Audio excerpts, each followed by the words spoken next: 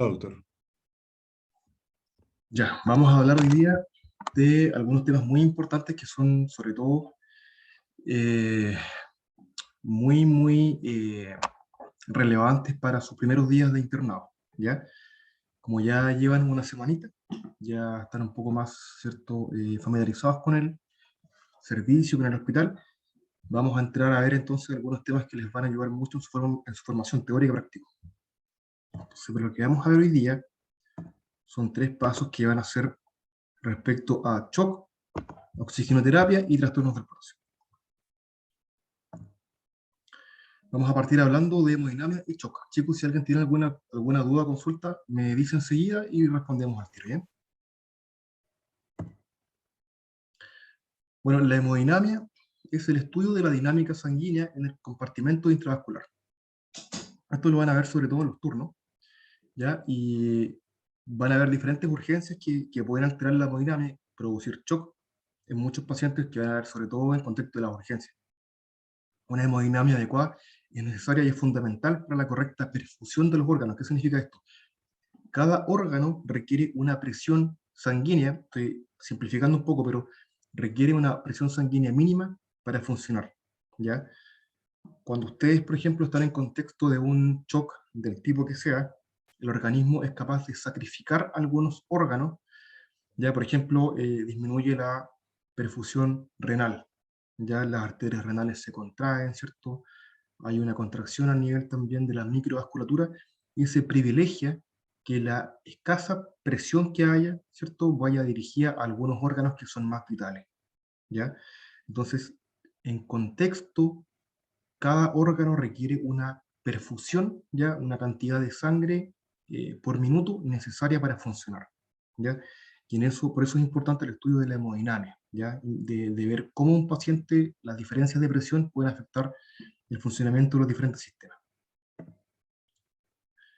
Bueno, aquí a grandes rasgos vamos a hablar de que los pacientes no son todos iguales. Ya hay pacientes que para ellos la cifra tensional la cifra tensional adecuada va a ser distinta. ¿Ya? ¿Qué se refiere a esto? Que no es lo mismo una cifra tensional adecuada para un paciente joven de 25 años, por ejemplo, versus un paciente de 80 años. ¿Ya? La cifra tensional adecuada para un paciente de 25 años puede ser probablemente 120-80. Pero un paciente más añoso está acostumbrado a presiones que generalmente son más altas. Entonces, ese paciente más añoso va a necesitar presiones probablemente del orden de 140, 90, porque está acostumbrado a esas presiones, ¿ya? Y se sabe que mientras más avanza la edad del paciente, más aumenta igual su presión, ¿ya? Entonces, en el fondo, ¿esto qué significa? Que todos los pacientes van a ser hipotensos o hipertensos con diferentes cifras considerando las características propias del paciente. Ya, no todos los pacientes son iguales. Esto de aquí va a depender de la edad del paciente, ya, de las comorbilidades. Por ejemplo, si un paciente es hipertenso y está toda la vida viviendo con 180, 100, y ustedes lo pesquisan, ¿cierto?, un día en la urgencia, y ustedes planean llevarlo a 120, 80, ese paciente va a andar mal, se va a andar cayendo, se puede sincopiar, ¿ya? Puede tener lipotimia. Entonces, para ese paciente que es hipertenso descompensado de base, tienen que llevarlo a una presión que es aceptable para él. Ya, por ejemplo, si está acostumbrado a 180, 100, pueden llevarlo a 150, 90, por ejemplo, con mucho cuidado, ¿ya? Y esto igual va a depender de los trastornos agudos. ¿Qué significa esto? Que si ustedes ven un paciente hipertenso que está con dolor, lo más probable es que esa hipertensión sea secundaria al estado del paciente. Entonces, en vez de manejar su presión con hipotensores, deberían manejar el dolor. Esto igual ocurre para la angustia, por ejemplo, para estados, algunas patologías, por ejemplo, un paciente con fiebre, es esperable que tenga un aumento de la frecuencia cardíaca, respiratoria y presión, ¿ya? Entonces, no siempre la hipertensión es llegar y dejar hipotensores, es ver el contexto del paciente, ¿ya? Vamos a ver que la hemodinamia adecuada para un paciente va a depender sobre todo de la presencia, ¿ya?, de 3 factores fundamentales que deben estar, y además de la ausencia de un cuarto factor. Los vamos a ver todos al tiro, ¿ya? Cuando se altera cada uno de ellos, da un tipo distinto de shock. Primero, el contenido intravascular, si es que está alterado, por ejemplo, con algún shock hemorrágico, eso también es una amenaza para la vida y hay que reponer el volumen que falta. ¿Ya? Entonces, si el contenido intravascular se depleta, nos puede producir un shock hemorrágico. Si hay un aumento del continente, por ejemplo, alguna reacción alérgica, un shock anafiláctico, ya un shock séptico, por ejemplo, entre otros tipos, esto va a hacer que la volemia de ustedes, ¿cierto? La cantidad neta de sangre esté conservada, pero las arterias se dilatan. También puede producirse en las venas, por supuesto. Cuando esto ocurre, ¿cierto? Van a tener una hipovolemia relativa, ¿ya? Y también produce un shock, que es el shock distributivo, que lo vamos a ver al tiro. Después, estos dos componentes pueden estar buenos, pero si hay alguna alteración de la bomba cardíaca, que puede ser, por ejemplo, por algún infarto, alguna taquiarritmia o alguna bradiarritmia, ¿ya? O inflamación, por ejemplo, del corazón con miocarditis y afección de la contractilidad, pueden entrar en un shock cardiogénico, ¿ya? Por otra parte, tiene que haber ausencia de obstrucción de grandes vasos. Cuando ocurre esto, estos vasos se pueden obstruir, ¿cierto? Estoy hablando más que nada de las cavas, puede ocurrir en contexto de un neumotórax a tensión, por ejemplo, o de un TEP, que son los dos principales ejemplos, ¿ya? Aunque tengamos el elemento 1, 2 y 3 funcionando bien, si tenemos un neumotórax que produce, ¿cierto?, una angulación de los grandes vasos por presión, ¿cierto?, o un gran trombo en las arterias pulmonares, vamos a ver que la sangre no va a poder transcurrir por la circulación pulmonar y eso va a ser un shock obstructivo, ¿ya? Eso lo vamos a ver todos enseguida. Entonces, el compromiso drástico de la hemodinamia, ya en sus etapas más tardías, constituyen un shock. ¿Qué es el shock? Esto lo van a ver probablemente más en los turnos, ya por eso es importante verlo en los primeros pasos que estamos revisando.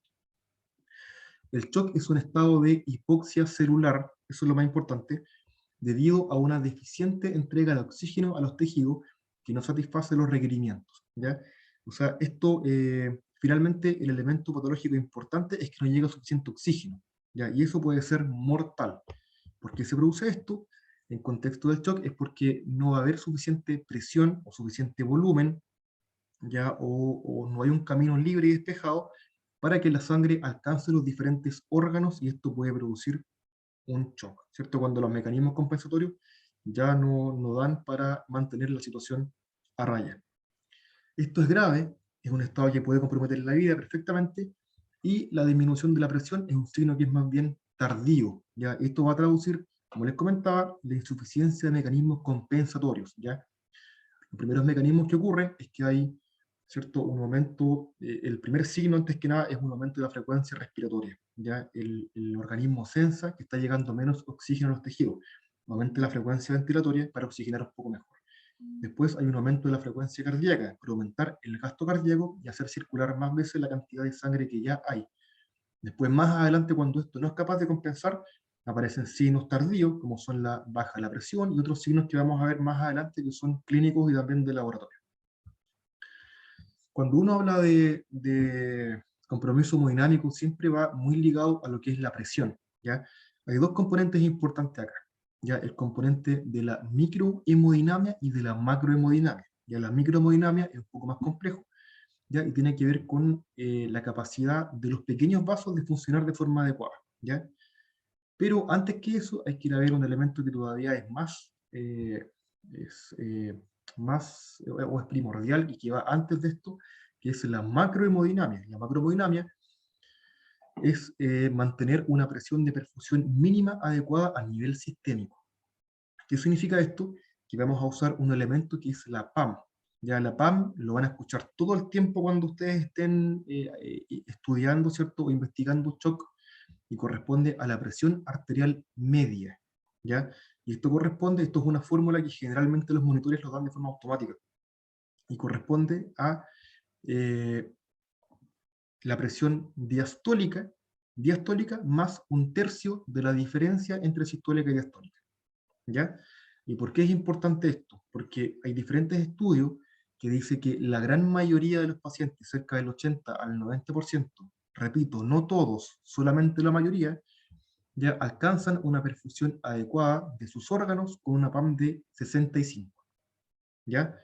Pero recuerdan lo que dijimos antes, si hay pacientes que son hipertensos, muy hipertensos de base, pueden requerir quizás 75 u 80, ¿ya? O, por ejemplo, si hay pacientes que son hipotensos de base, también pueden requerir quizás menos, 55 o 60 perfectamente, ¿ya? Pero la gran mayoría de los pacientes requieren 65. Por este motivo, esto es empleado como una meta. Y es decir, cuando hay un shock, tus dos herramientas principales van a ser, primero, manejo activo del shock en sí, elevando la presión a una dosis, a un nivel adecuado, que suele ser este, ¿cierto? Y además, siempre de la mano con esto, tratar la causa del shock. Ese es el tratamiento. Soporte, ¿ya? Y tratar la causa del shock. ¿Ya? Como les comentaba, esto es una meta a cumplir. ¿Ya? Aquí están los diferentes tipos de shock y van de la mano con lo que ya hablamos. Primero, la disminución de contenido va a producir un shock hipovolémico, ya que puede ser hemorrágico o no hemorrágico. Ya en los no hemorrágicos pueden ser por pérdidas gastrointestinales como la diarrea, por ejemplo, urinarias. Esto es el caso muy importante de los pacientes diabéticos descompensados que tienen poligurias que pueden ser perfectamente de 6 litros u 8 litros.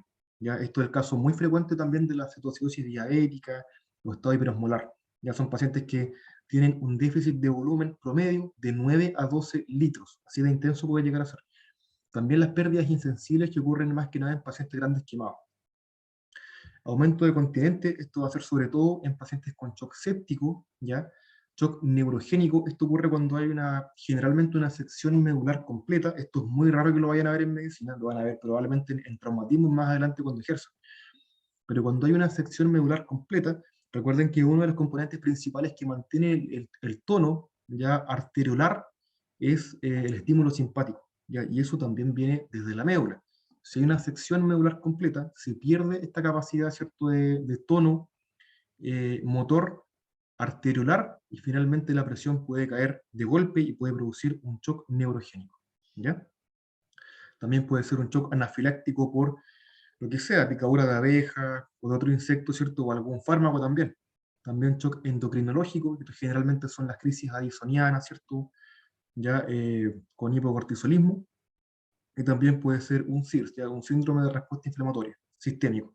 Ya, y esto generalmente no llegan a producir shock, pero sí producen hipotensión, ¿cierto? Y generalmente responde a volumen, y son pacientes que están con muchos mediadores de inflamación que liberan de forma sistémica, y que puede ser en contexto de una pancreatitis, traumatismo, grandes quemados, a veces inclusive vasculitis, ¿ya? Entre otras enfermedades. Ya cuando hay un shock cardiogénico, esto como les comentaba, puede ser generalmente por arritmias, isquemia, ¿ya?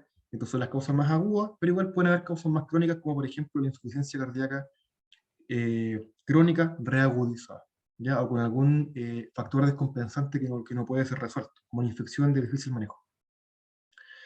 Y de la obstrucción de los grandes vasos, generalmente el shock obstructivo se debe a un TEP o neumotor de la tensión.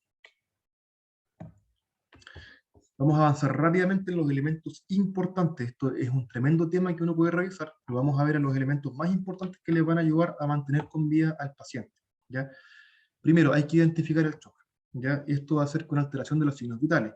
Lo primero que ocurre, ya lo más temprano, va a ser la taquipnea, ¿ya? Solo secundario a esto aparece la taquicardia, puede aparecer más adelante en estadio más avanzado hipotermia o fiebre, y la hipotensión es tardío. Y hay mucho cuidado y el contexto del paciente, porque ustedes pueden ver, de repente les va a ocurrir sí o sí, que en algún turno le van a decir, doctor, sabe que el paciente está con PAM de 50. PAM de 50, eso ya es bastante grave. Ustedes van a ver el paciente, está tranquilo, leyendo el diario o hablando por celular.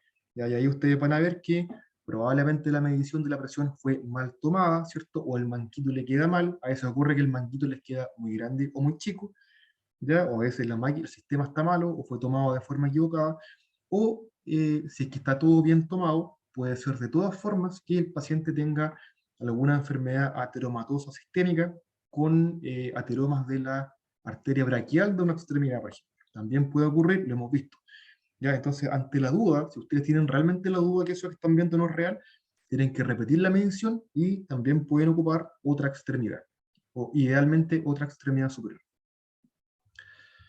¿Qué clínica van a ir viendo que puede aparecer? Ya va a aparecer el lentecimiento del llene capilar. Esto igual es uno de los elementos más precoces y que también se resuelven más precoz cuando el shock se empieza a compensar. Y esto se lentece el llene capilar a más de 2 segundos. Recuerden que para ver esto, uno debe presionar al menos por 10 segundos, generalmente nunca son 10 segundos, pero en la teoría son 10 segundos, el lecho unguial, ya hasta que se blanquee. Ustedes esperan los 10 segundos, ¿cierto? Después sueltan y van contando cuántos segundos ocurren para que esto se llene. Y ese es el tiempo de llene capilar. También van a haber síntomas neurovegetativos que son importantes porque el paciente está echando a andar todos sus mecanismos compensatorios para que aumente el gasto cardíaco, ¿cierto? Para producir más contracción a nivel de sus arterias, y esto va a producir una descarga de catecolamina, que va a producir palidez, ¿cierto? Diaforesis, temblor, angustia, ya perfectamente. Y más adelante aparece disfunción de órganos, y esto van a ir viendo cómo caen uno a uno. Primero van a caer los órganos más sacrificables, ¿ya? Que estos van a ser generalmente la piel, ¿cierto? A nivel también hepático, pueden aumentar un poco las transaminasas en algunos casos un poquito más graves. También hay oliguria, y esto es bastante igual precoz, bastante temprano. Los riñones son uno de los órganos que se sacrifican más tempranamente por mantener la vida en un paciente con shock, ¿ya? Entonces las arterias se contraen a ese nivel para desviar la sangre que hay, ¿cierto? A órganos más nobles, entre comillas, como el cerebro, el corazón y la suprarrenal, son los tres principales, ¿ya? Y también un elemento que es muy importante que ustedes van a ver en algunos casos es el compromiso de conciencia. Cuando esto ocurre, ya estamos hablando de un paciente que no es capaz de mantener una presión mínima para permanecer con vida. Este es un paciente grave, muy grave. Bueno, y a nivel bioquímico, vamos a ver Doctor, que, ¿sí? eh, con una diuresis menor a 0,5, ¿no estaríamos hablando de oligoanuria o anuria? Mira, es que esto, hay dos formas de plantearlo. Primero, ustedes cuando vean el tema, ustedes van a buscar que oliguria, si ustedes buscan en términos netos, ya oliguria van a ver menos de 500 ml de producción por día, ¿ya? Y la anuria, menos de 200 hasta cero, ¿ya? Pero generalmente siempre es más correcto hablar de ml por kilo por hora, ¿ya? Porque esto abarca cualquier tipo de paciente. Es muy distinto un paciente que pesa 60 kilos a uno que pesa 100, ¿ya? Pero generalmente ya menos de 0,5 te orienta que un paciente que está con compromiso, ¿cierto?, renal, ¿ya? En contexto de un shock, o de una hipovolemia, o algún elemento que pueda producir shock más adelante. Gracias, doctor. Después, respecto a la disfunción orgánica, vamos a ir viendo que todo esto que dijimos recién se va a traducir también a nivel de exámenes. ¿Cómo va a hacer esto? Va a aumentar la creatinina, ¿cierto? Puede aumentar la debilidad directa, las dos en conjunto, ¿cierto? Esto es un elemento que es más bien tardío, junto con el aumento de la GOT-GPT, que es más bien por daño isquémico, hepático, puede aumentar o bajar los leucocitos, producirse neutrofilia, ¿ya? Pueden subir o bajar las plaquetas, ya puede bajar la calcemia, y esto ocurre de forma también a veces muy dramática en contexto de pacientes que se transfunden. En el paciente politransfundido, ya las transfusiones traen un compuesto que se llama citrato, y cuando está en cantidades elevadas puede quelar el calcio, y cuando esto ocurre puede producir hipocalcemia incluso aguda. Van a bajar las pruebas de coagulación, ya de hecho hay enfermedades muy graves que produce coagulación intravascular diseminada, que los pacientes empiezan a consumir sus factores de coagulación y produce una alteración del PT y el INR, por ejemplo, ¿ya? También va a haber una disminución de bicarbonato, ¿cierto? También una disminución de pH arterial y una acidificación de la sangre, ¿ya? Lo cual va a llevar a que el cuadro se perpetúa. ¿Por qué? Porque un pH ácido, lo que se sabe es que el pH bajo, 7,2, lo que hace es que disminuye la sensibilidad de algunos receptores a las catecolaminas. Entonces, la acidosis produce per se que haya vasodilatación, ¿ya? Por todo esto, este es un paciente que es grave y hay que reconocerlo precozmente. Hay que iniciar la reanimación. Entonces, vamos a ver algunos elementos clave para reanimar a los pacientes según el tipo de shock, ¿ya? Se tratan todos distintos, todos a grandes rasgos. Lo que tienen en común es que esto es muy grave, hay que corregir la causa y hay que dejar un tratamiento de soporte. Esas son las tres cosas principales que tienen que saber de un shock. Y esto se va afinando para cada tipo específico de shock, ¿ya? Vamos a partir por el shock hipovolémico. El shock hipovolémico, ya hay diferentes escalas, ya diferentes fases. 1, 2, 3, 4, ¿ya? Y generalmente ya recién en la etapa 3 en adelante ya hay compromiso con disminución de la presión, con más de un 30% de las pérdidas, antes que eso es un 15%, un 30%, y después más de un 30%, inclusive más, ya etapa 3 y 4, ¿ya? Y el choque hipovolémico puede ser hemorrágico o puede ser no hemorrágico, ¿ya? Y lo importante aquí, el concepto muy importante es reanimar al paciente con lo que le falta.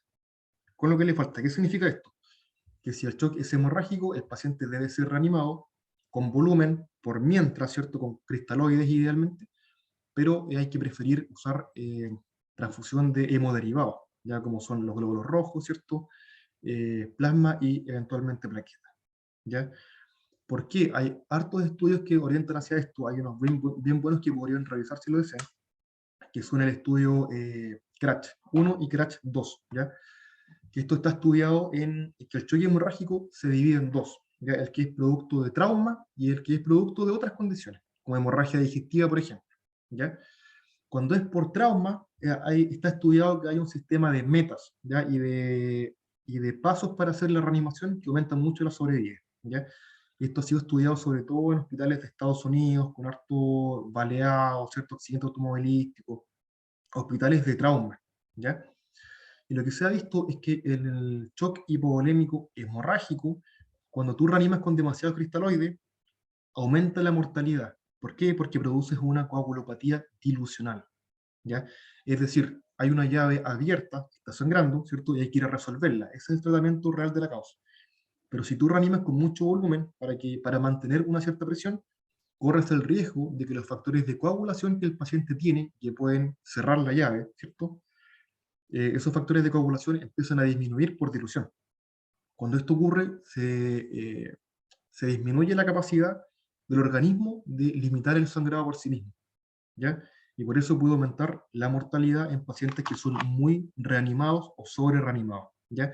Entonces, hoy en día, ¿cierto? Los estándares son que el volumen de elección es cristaloide, ya también hubo un tiempo que los coloides fueron muy criticados, que aumentaba mucho la mortalidad. Hoy en día los coloides están retomando un poco de terreno, ¿cierto?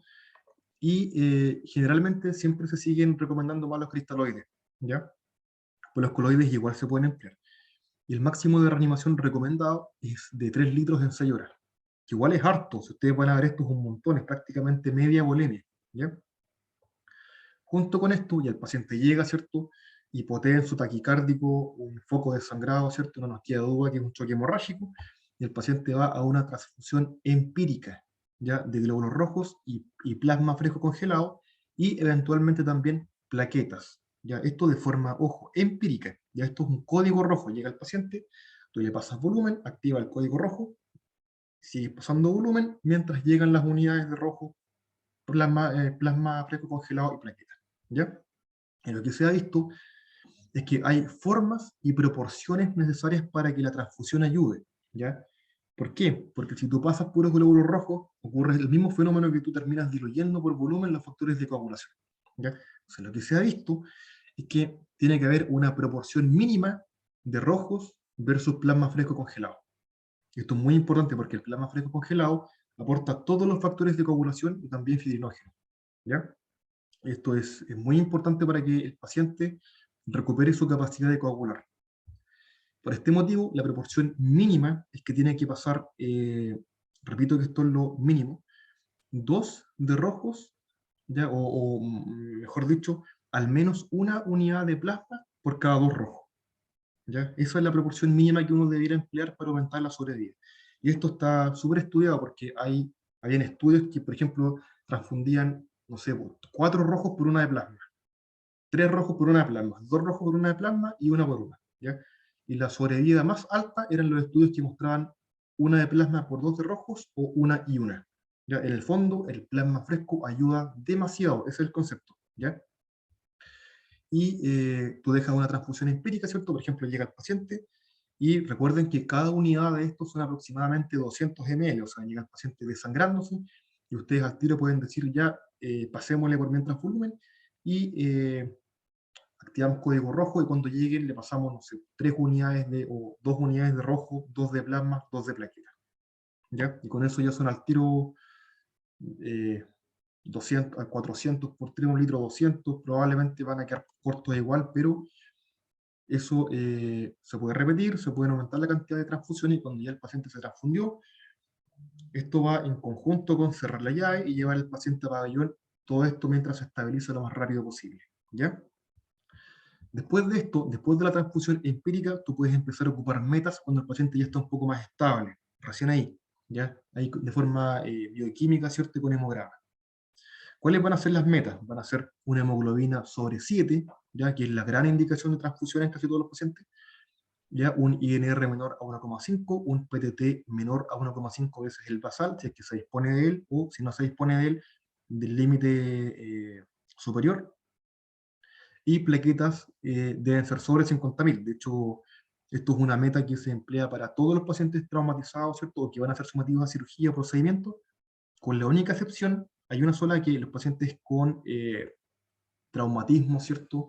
O que van a requerir neurocirugía central o medular, requieren 100.000 plaquetas. ¿Ya? Entonces, este es el sistema de metas que tú vas a ocupar después de la transfusión inicial empírica. ¿Ya? Después de eso, hay dos conceptos además de PAM. ¿Ya? El primero es la PAM clásica de 65, ¿ya? Que es una PAM que tú puedes emplear, pero si el sangrado no lo estás pudiendo manejar, ¿cierto? O es muy incoercible, tú puedes dejar hipotensión permisiva. ¿Qué significa esto? Que tú vas a aceptar una PAM de 50 a 65. ¿Por qué? Porque esto disminuye el sangrado. Si tú, mientras más volumen, más unidades pasa, ¿cierto? Y la llave sigue abierta, va a salir más sangre por ahí nomás. Eso es lo que va a ocurrir. Entonces se acepta y esto se puede emplear de dejar una meta un poquito más baja. ¿Ya? Y en pacientes con un TEC, esto lamentablemente no se puede hacer y hay que hacer lo contrario, hay que elevar un poco más la PAM. ¿Por qué? Porque va a haber una alteración de la autorregulación de perfusión cerebral. Recuerden que el cerebro es capaz de modificar y autorregular su propia perfusión con la motricidad propia de los vasos, ya sobre un cierto nivel superior e inferior. Cuando esto ocurre, ¿cierto? Y estamos sanos, todo bien, pero si está alterado por algún TEC, significa que el cerebro ya no puede autorregularse y está a merced, ¿cierto?, de la presión propia del paciente a nivel sistémico. Cuando esto ocurre, tienes que dejar PAM un poco más elevada para asegurar una perfusión cerebral adecuada. ¿Ya? Y lo otro es que todavía estamos hablando de trauma, el ácido tranexámico disminuye la mortalidad. Esto se puede dejar en bolo, ¿cierto? Generalmente un bolo de 2 ampollas, ¿ya? Y después una ampolla de 1 gramo cada 8 horas, por ejemplo, o también puede ser infusión continua, ¿ya? Pero esto disminuye la mortalidad, así que es una opción que hay que dejar. Todo esto recordemos en trauma, ¿ya? En pacientes sin trauma, esto todo pierde un poco de validez, ¿cierto? Pierde, o sea, la evidencia que yo les comenté recién apoya cuando es en trauma. Cuando no es en trauma, estas medidas pueden emplearlas sabiendo que la sobrevida no va a ser la misma que ustedes la van a poder aumentar, ¿cierto? Y lo más importante ahí va a ser estabilizar el paciente, alcanzar una PAM que le permita una perfusión lo más adecuada posible de los órganos y cerrar la llave. Esto puede ser con endoscopía, cirugía o los procedimientos necesarios. ¿Ya? Lo otro, hay que prevenir la triada letal. ¿Qué es esto? Es una triada que de producirse la mortalidad supera el 50%. ¿Ya? Esto va a ser acidosis. Recuerden que el pH menos de 7,2 hace que haya vasodilatación sistémica, ¿ya? Coagulopatía, que en el fondo es evitar que ocurra esto por dilución, ¿cierto? O por consumo de factores de coagulación. Y la hipotermia hay que evitarla porque también afecta la coagulación y esto ocurre cuando la temperatura baja de 35 grados. ¿Ya? Entonces hay que evitar la triada letal. Y en pacientes con choque no hemorrágico es mucho más sencillo y ustedes, el paciente si perdió por poliuria, por diarrea, ustedes reponen con suero que generalmente van a andar bien con cristaloide. Recuerden que la opción, las dos grandes opciones van a ser Ringer o fisiológico, ¿ya? Y tienen que saber que el Ringer es una solución que es más balanceada, ¿cierto? Y no produce acidosis, ¿cierto? Hiperclorémica como el caso del suero fisiológico, que puede producir acidosis hiperclorémica, ¿ya? ¿Cuándo van a preferir, por ejemplo, uno versus el otro? Bueno, recuerden que si el paciente está en falla renal, ya es un poquito más complejo llegar y pasar el Ringer, porque el Ringer aporta potasio. Un paciente con falla renal puede estar con hipercalemia, entonces ahí hay que ir jugando por cuál de las dos opciones elige, ¿ya? Si Ringer o fisiológico. Lo otro con esto es un concepto que generalmente no está instalado en los internos cuando llegan, pero el volumen igual tiene una dosificación. Tú para dosificar, esto está igual estandarizado, que para pasar 250 ml de volumen, eso generalmente el aporte es en bolo. ¿Ya? Esto de que uno deja infusiones de mantención, la verdad que eso no, ese suero termina casi todo en el intersticial. Lo que uno busca es mandar el volumen al intravascular. Y esto ocurre pasando bolos de volumen que suelen ser de 250 en 15 minutos, ¿ya? O como máximo 500 ml en 15 minutos en caso súper grave. Pero la dosis clásica es esa, 250 ml de volumen en 15 minutos. Ya con esa dosis uno debe ir a reanimar. ¿Ya? Y con eso uno puede pasar 1 litro en una hora, ¿cierto? Como les repito, en casos más graves puede ser el doble. ¿Ya? Pero esa es como la dosis de volumen. Después, el otro tipo de shock que vamos a ver muy frecuentemente es el shock séptico. ¿Ya? Este es un shock que es muy, de hecho, es probablemente el más frecuente que ustedes van a ver en medicina. Ya es producto de una infección, ¿cierto? Que libera muchos mediadores de inflamación. Más que la infección lo haga, es el cuerpo. Esto debe entenderse que hay personas que son más vulnerables a hacer este tipo de shock y otras personas que no. Por ejemplo, a ustedes les va a tocar ver pacientes muy jóvenes que van a hacer a veces neumonías muy localizadas, ¿cierto? Pequeñas, pero igual pueden hacer un shock séptico. ¿Ya? Y también les va a tocar ver abuelitos de 90 años con una neumonía de la mitad del hemitórax que no le va a afectar su presión para nada. ¿Ya?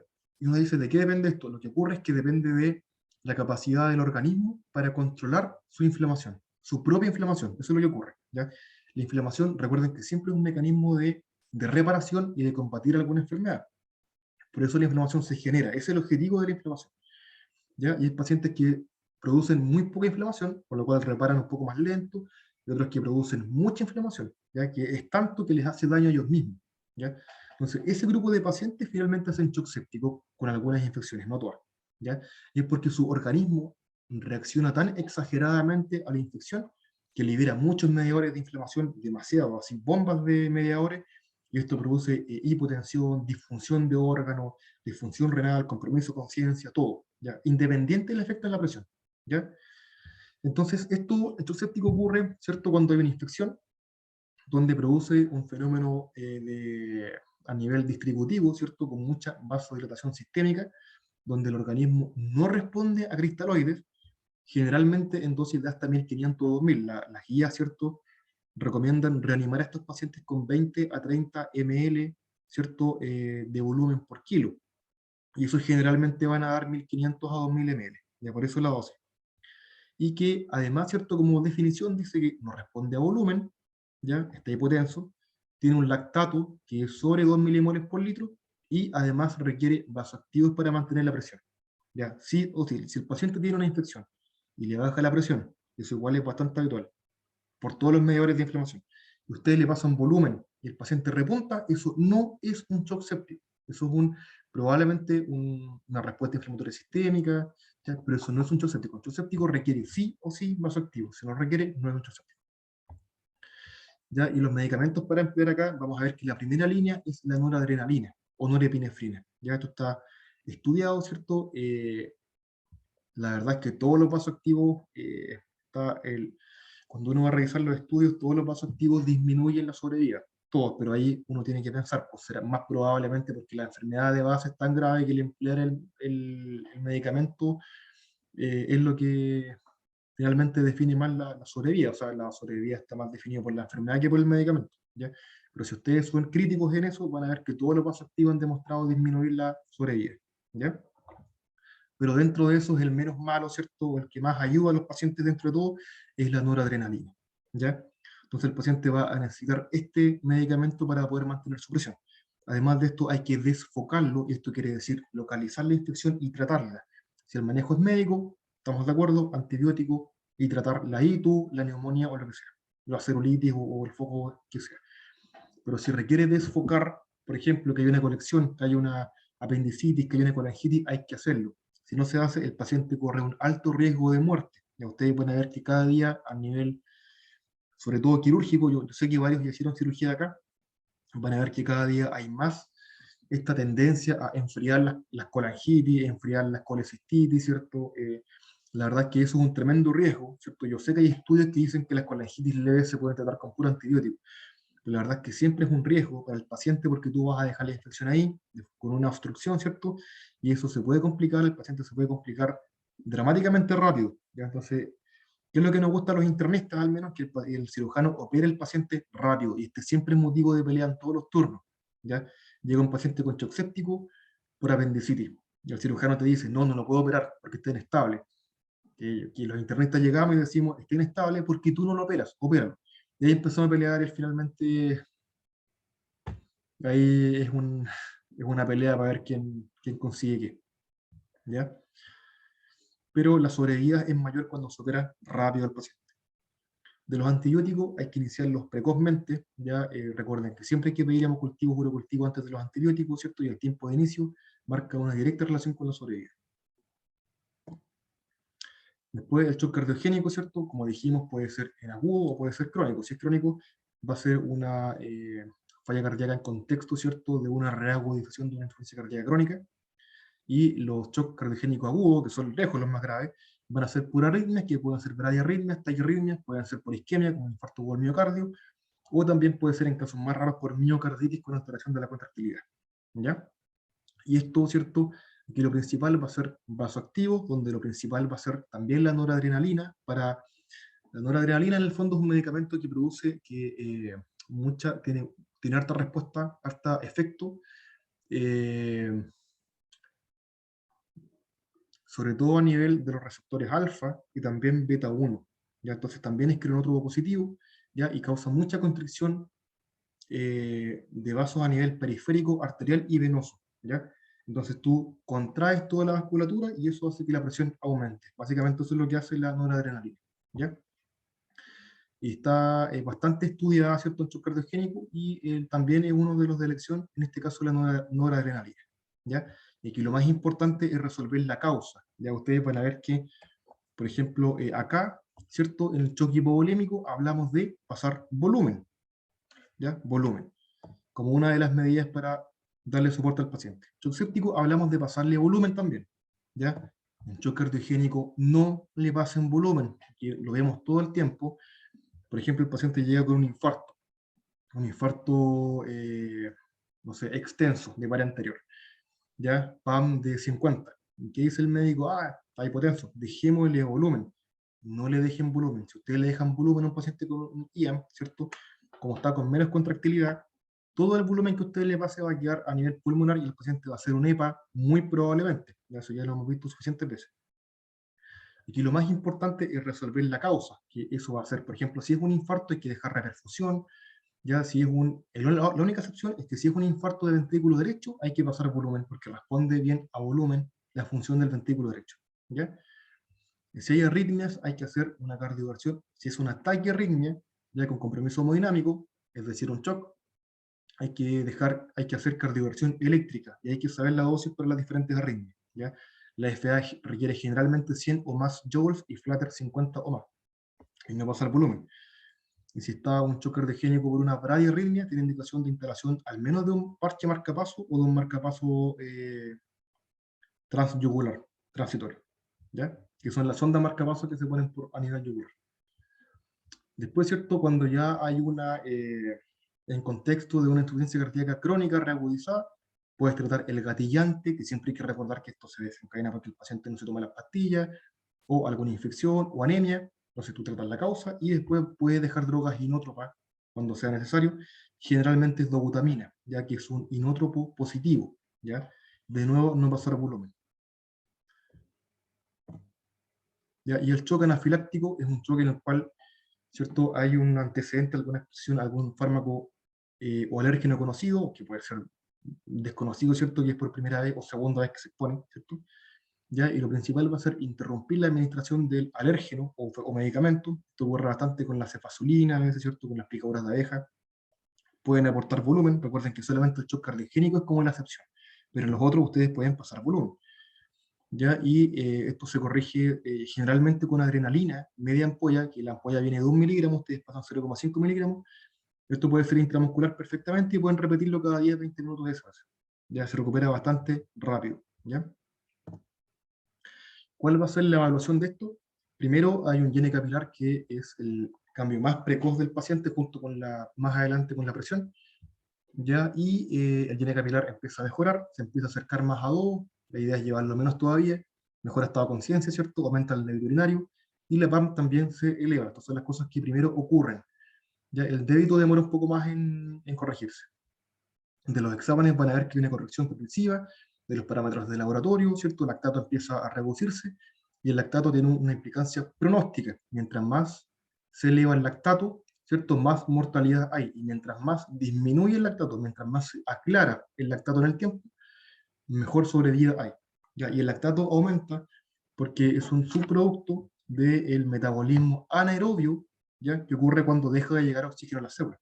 Por eso, mientras más gravedad, ¿cierto? Y más metabolismo anaerobio, más lactato se genera, ¿ya? Por eso, mientras más lactato, más grave. Y también ocurre que se corrige el bicarbonato, ¿ya? Así que esos son los elementos principales del shock, ¿ya? ¿Dudas, consultas respecto a esto?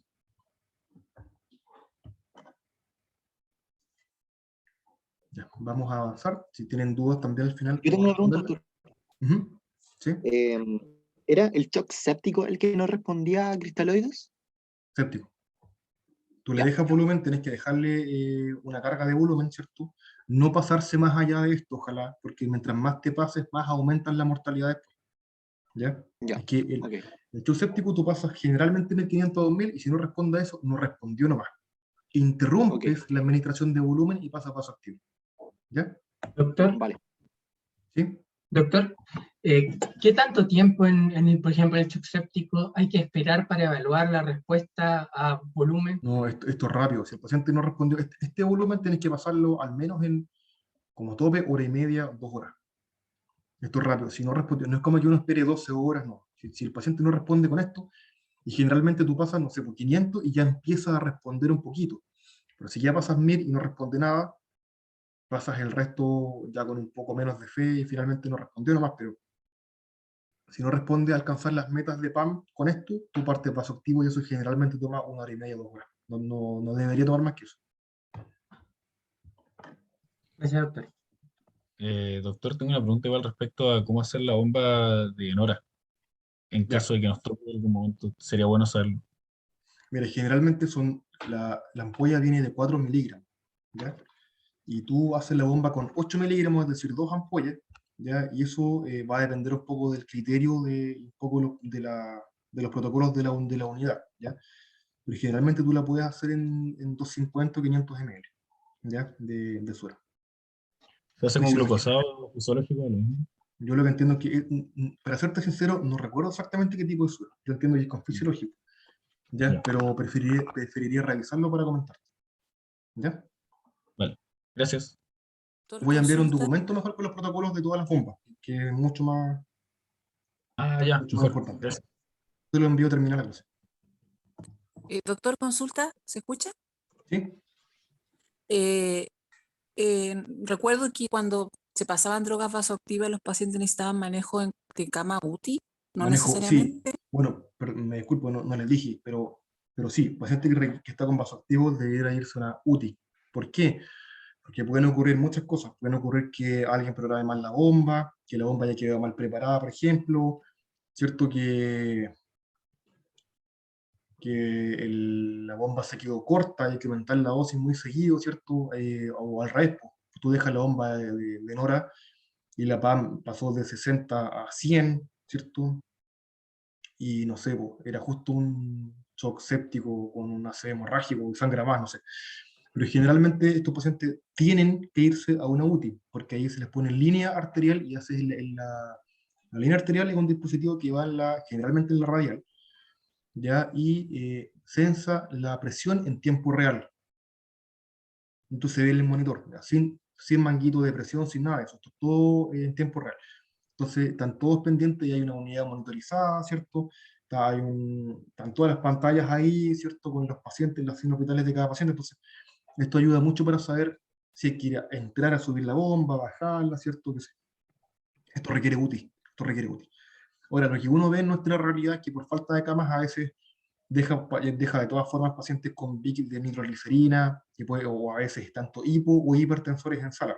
Cuando están a dosis baja, a veces dicen, ya, dejémoslo en sala. Ya uno no debiera hacer eso, pero a veces por falta de recursos nos llega otra. ¿Ya? Todos estos pacientes deberían ser útiles. Doctor, entonces, si estoy en sala, por ejemplo, y tengo un paciente que, ya no sé, lleva 1 hora con cristaloide y no está respondiendo bien, ¿debería estar ya consiguiéndome la cama UTI? Debería O- estar. Yo creo que sí, ya porque sé todo lo que demora esto, pero sí, pues tú puedes, tienes que iniciar los vasoactivos en sala, pasarlos por vía periférica, además que los vasoactivos hay que pasarlos por una, no todos, pero sí hay muchos vasoactivos que son muy fleríticos y deben ser pasados por un acceso central, que es un catéter venoso central que hay que ponerlo con una técnica estéril, con apoyo ecográfico, un procedimiento que tiene complicaciones eventuales, y por ahí, ¿cierto? Esto es un acceso que llega directamente a el atrio, ¿cierto? Derecho o la cava superior, directamente al corazón casi, ¿cierto? Y por ahí se pasan los vasoactivos. Entonces, claro, esto debería ser todo en contexto de UTI, manejarlo ustedes lo que puedan en sala, pasarle volumen, hacer la bomba, decirle a la enfermera indicarlo, pasar por vía periférica y empezar a conseguir la cama UTI luego. ¿Ya? Doctor, en el caso del choque anafiláctico, acá dice aporte de volumen. ¿Cuánto volumen le aportamos antes de iniciar la adrenalina? Sí, igual debería... No, eso va al tiro. La adrenalina, a lo mejor yo me expliqué mal, te pido disculpas. No, la adrenalina va al tiro. La adrenalina, ¿cierto? Tú haces ambas cosas a la vez, son simultáneas. Ahí Ya, no es que tú hagas una y esperes si funciona o no para dejar la otra. Son las dos por igual. ¿Ya? Tú le pasas volumen porque esto es un shock distributivo. Los vasos sanguíneos se dilatan. Entonces tú le vas a dejar más volumen, ¿cierto? Con eso expandes el intravascular, ¿ya? Te queda menos hipovolemia relativa. Y la adrenalina lo que hace es que es un potente vasoconstrictor, entonces los vasos se vuelven a su tamaño normal. ¿Ya? Pero son los dos simultáneos, no es en pasos, son las dos por igual. muchas gracias, doctor. ¿Y cuánto volumen sería el que estamos pasando en Eso simultáneo? igual depende, igual debería ser unos 20 ml por kilo. Es parecido al shock séptico, van a ser 1500 generalmente. ¿Ya? A veces responden a menos, a 1000, ¿ya? Pero siempre de la mano con adrenalina mediante, ¿ya? Porque a veces ocurre que el paciente consulta precozmente, consulta bien, y todavía esto es dinámico, puede seguir avanzando, o sea, a lo mejor tú le pasas 1000 y la presión repunta, pero se puede seguir hipotensando más adelante igual, ¿sí? Entonces hay que ser agresivo con esto, ¿ya? Doc, ¿por qué ahí dice media ampolla si la ampolla dijo que venía de 2 miligramos? No, la ampolla viene de 1 miligramo, Ah, ya, ok. la ampolla viene de 2 miligramos de adrenalina. Yo les dije 1 miligramo, viene de 2 miligramos la ampolla, Mm, ¿ya? De hecho, eso sépanlo, la adrenalina siempre viene de 2 miligramos. Ya recuérdenlo porque para el paro cardíaco, ustedes van a saber que la ampolla es completa, y eso es 1 miligramo. Doctor, respecto al uso de adrenalina, ¿se pasa la ¿Ya? ampolla, la vamos a hacer un push dose de un bolo de 10 o se pasa directa? ¿Cómo lo hacen normalmente? Porque en el choque anafiláctico intramuscular a veces lo pasan así nomás, la ampolla directa, pero Sí. también está escrito el push dose, entonces la verdad no recuerdo bien o cuál es la mejor elección en ese sentido. Yo creo que ante la Mira, curva interna. no sé si hay diferencia entre una y otra. Creo que es una muy buena pregunta, no me lo había planteado. A mí una vez me dio un choque anafiláctico, me pasó la ampolla así, no, y no me morí. Ahí. Ya, yo Sí, estaba con inmunoterapia y una de las estaban poniendo sobrecargas de antígeno. Y yo tenía una asma refractaria.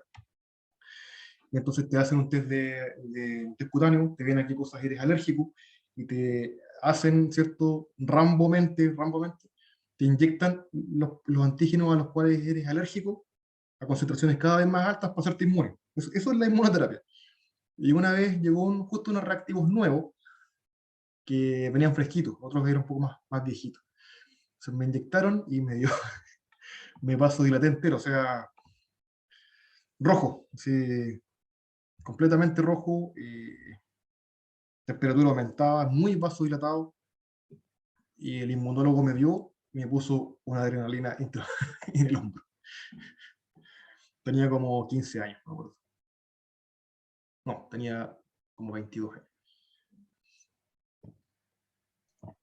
Igual respecto al tema de la, de la reposición de volumen, yo creo que no es infrecuente, yo creo que lo más frecuente es que tengamos pacientes con patologías concomitantes que estén hipervolémicos. Por ejemplo, que tengamos un shock séptico en un paciente con insuficiencia cardíaca que esté súper hematoso. Sí, ¿Hay muy buena alguna pregunta. prevención Sí, que muy tener buena ahí? pregunta. Si llega a pasarte eso, ¿cierto? Es una muy buena pregunta. Mira, hay una delgada línea, ¿cierto? Y hay un balance que es súper complicado llegar, que eso depende más que nada de los clínicos y de algunos parámetros, ¿cierto? Que vas viendo en el paciente, que son básicamente que tú tienes que aportar la menor cantidad de volumen posible, ¿cierto? Y evaluar esa respuesta. O sea, el shock séptico tiene esto que pasa volumen más que nada para comprobar si realmente es un shock séptico. Y después tienes que dejar rápidamente los vasos activos. Cada vez que tú te pasas en el volumen, la mortalidad aumenta. ¿Por qué? En todas las enfermedades es peor, en todas. Para las enfermedades cardíacas aumenta, ¿cierto? El trabajo cardíaco, puede producir congestión pulmonar. Para pacientes con cirugía, está visto que aumenta la presión intraabdominal, aumenta la probabilidad de dehiscencia de la sutura, ¿cierto? Aumenta el edema visceral, disminuye la capacidad de recuperación y cicatrización visceral, y así sume sigue, o sea, todo. Hace más complejo el manejo de las infecciones, los pacientes se recuperan menos de las infecciones, produce congestión pulmonar que hay que manejarla a veces, ¿cierto? Te dificulta la ventilación mecánica, así. Todo mal. El volumen en exceso empeora todo. Entonces, en el caso puntual que tú me dices de un paciente con insuficiencia cardíaca, hipervolémico y que está haciendo un shock séptico, tú tienes que ver clínicamente cómo está de volumen el paciente. Si el paciente está, si antes de dejarle volumen, tú vas a ver que ya está congestivo, lo vas a ocultar, que está con edema, ¿cierto? O que está en anasarca, que está con edema escrotal, ¿cierto? Ahí a ese paciente yo no le pasaría volumen, le pasaría, si es que le pasaría 250, ¿ya? Pero a ese paciente yo le partiría vasoactivo, ¿cierto? De forma precoz, porque es un paciente que ya está sobrecargado de volumen. La sobrecarga de volumen se ve de forma clínica. Un paciente que está con edema ya está sobrecargado de volumen. A ese paciente hay que sacarle volumen, no hay que ponerle volumen. Entonces, en general, el paciente hipervolémico, mejor prescindir un poco del volumen y comenzar terapia con droga vasoactiva de manera precoz. Eso sería Sí, ir viendo la sí, evolución. Si ya no respondió con 250, 500, ir hablando y ya comenzar con droga vasoactiva en un paciente congestivo. Eso sería como sí. en general. Yo Ah, ya. creo que yo creo que es una buena conclusión que has sacado. Sí, la verdad es que eso es una realidad. Tú vas a ver shock séptico en pacientes sobrecargados de volumen y lo peor que puedes hacer es pasarle más volumen. Vasoactivo nomás. Exactamente. ¿Ya? Gracias. Lo otro que puede ocurrir, ¿cierto? Es que la sobrecarga de volumen tienen que ver muy bien las causas, porque recuerden que las principales enfermedades que hacen esto, de sobrecarga de volumen, son la insuficiencia cardíaca, la insuficiencia hepática, ¿cierto? Y todas las enfermedades que cursan con hipoalbuminemia, ¿ya? Como son pacientes a veces desnutridos, ¿ya? Y pacientes con algún más raro, pero síndrome o perdedor de proteínas, ¿cierto? A nivel intestinal, o mucho más frecuente los síndromes nefróticos. Y todos estos pacientes van a estar muy edematosos, ¿ya? Entonces, esos pacientes se podrían beneficiar más bien de dejarles albúmina, pero igual es complicado porque la albúmina ha demostrado aumentar la mortalidad en shock séptico, entonces hay que individualizar muy bien esto. Hay que tener mucho cuidado cuando uno ve los estudios en paciente crítico, porque son tantas las variables y son pacientes que ya son tan graves. Es, por ejemplo, cuando dicen, pues no, la noradrenalina aumenta la mortalidad. Ustedes van a ver que en todas partes sale eso, pero ¿por qué será? Pues, obviamente un paciente que está con noradrenalina no es un paciente que está bien, es un paciente que está críticamente grave. Entonces, finalmente las conclusiones son esas porque no puedes hacer estudios con placebo, no puedes de 100 pacientes, ya, vamos a dejar 50 sin vasoactivo y 50 con para ver quién se muere más. Ya, no es ético hacer eso. Entonces, es toda una limitación hoy en día de qué estudio puedes hacer según la ética, ¿ya?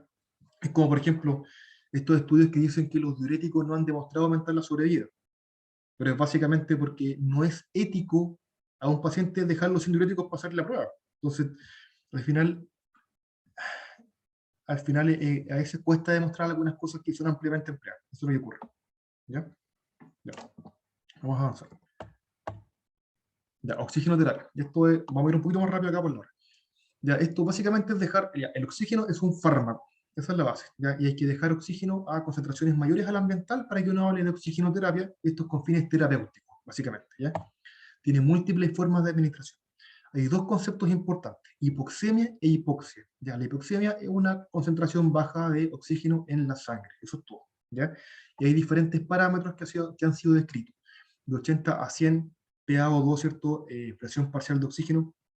Hay una hipoxemia normal, de 80 a 60 ya hay hipoxemia, y bajo 60 insuficiencia respiratoria. ¿Ya? Eso es lo que dice la literatura. Y la hipoxia es lo que ocurre, por ejemplo, en el shock, que es un estado en que la célula no alcanza, ¿cierto?, a tener el oxígeno suficiente y se empieza a morir, básicamente. Eso es la hipoxia. Lo más grave acá es la hipoxia, ¿ya? La hipoxemia es un camino que va a producir hipoxia, y esto es lo grave. La hipoxia es lo grave. Entonces hay una Doctor, curva, ¿sí? esa saturación que aparece ahí, ¿es saturación a nivel capilar o a nivel de arterial? No, esto es a nivel capilar. Esto, O sea, esto es la es... saturación que uno le pone a los pacientes en el Sí, dedo. sí, exactamente. Ya eso, de hecho, pues sí, sí, esto generalmente va bien relacionado. Esto es bien burdo, chicos, esto es bien burdo porque esto es súper multifactorial. De hecho, esto depende de los niveles de 2,3 de pG, depende de los niveles de pH. Por ejemplo, un nivel de pH bajo hace que tu hemoglobina libere más oxígeno en los tejidos. Entonces, de repente hay pacientes que están muy acigóticos, que saturan, no sé, 90, pero que su PaO2 es de 50. Entonces, depende mucho de la capacidad de la hemoglobina en entregar oxígeno, ¿ya? Y el cuerpo se adapta fácilmente a esto. Entonces, esto es bien burdo, esto es en un paciente como no adaptado y con algo más brusco, ¿ya? Pero en pacientes crónicos, esto es súper distinto, va a depender mucho del pH, como les comentaba, y de otras enfermedades crónicas, ¿ya? ¿Qué más? Hay una curva de disociación entre la hemoglobina y la PaO2, ¿ya? Que es esta que con arte imaginación a alguien se le ocurrió que es una S itálica, no sé cómo. ¿Ya? Y básicamente esto significa para que entiendan que en niveles con una presión arterial de oxígeno elevada, ya cuando hay una modificación, ¿cierto? La saturación empieza a caer primero lentamente, ¿ya? Pero hay un quiebre que ocurre ya en los 90 más o menos, ¿ya? De, o sea, perdón, en los 60. Esta es de hemoglobina, 60 de hemoglobina, perdón, de saturación de O2 a nivel de la hemoglobina. En ese punto, hacia abajo, toda disminución de la presión parcial de oxígeno produce una desaturación que es cada vez más rápida. Entonces, el punto de seguridad es hasta 90. De ahí para abajo, esto se va en picada. ¿Ya? Y esto lo van a ver mucho. Esto probablemente igual lo van a ver más en turno. Hoy día ya menos, sí. Por ejemplo, en los COVID. En los COVID lo vimos todo el tiempo, porque paciente que tú vas a intubar por enfermedad respiratoria, tú vas a ver que lo puedes preoxigenar. Lo preoxigenas, ¿cierto? Antes de intubarlo. Después le sacan la mascarilla. Paciente en apnea, ¿cierto? Antes lo estabas buceando. Le sacan la mascarilla o el ambú, ¿cierto? Y el paciente rápidamente en la saturación empieza a bajar. ¿Y cómo empezaba a bajar? Era, no sé, por 96, 96, 95, 94, 92, 90, 87, 84, 80, 62. Es dramático. ¿Ya? No todos los pacientes se ven así de brusco, pero en un paciente que se desoxigena rápido es fácil observar esto. ¿Ya? Y recién con nivel de saturación de 85 o menos empieza a aparecer cianosis, no antes que esto. ¿Ya?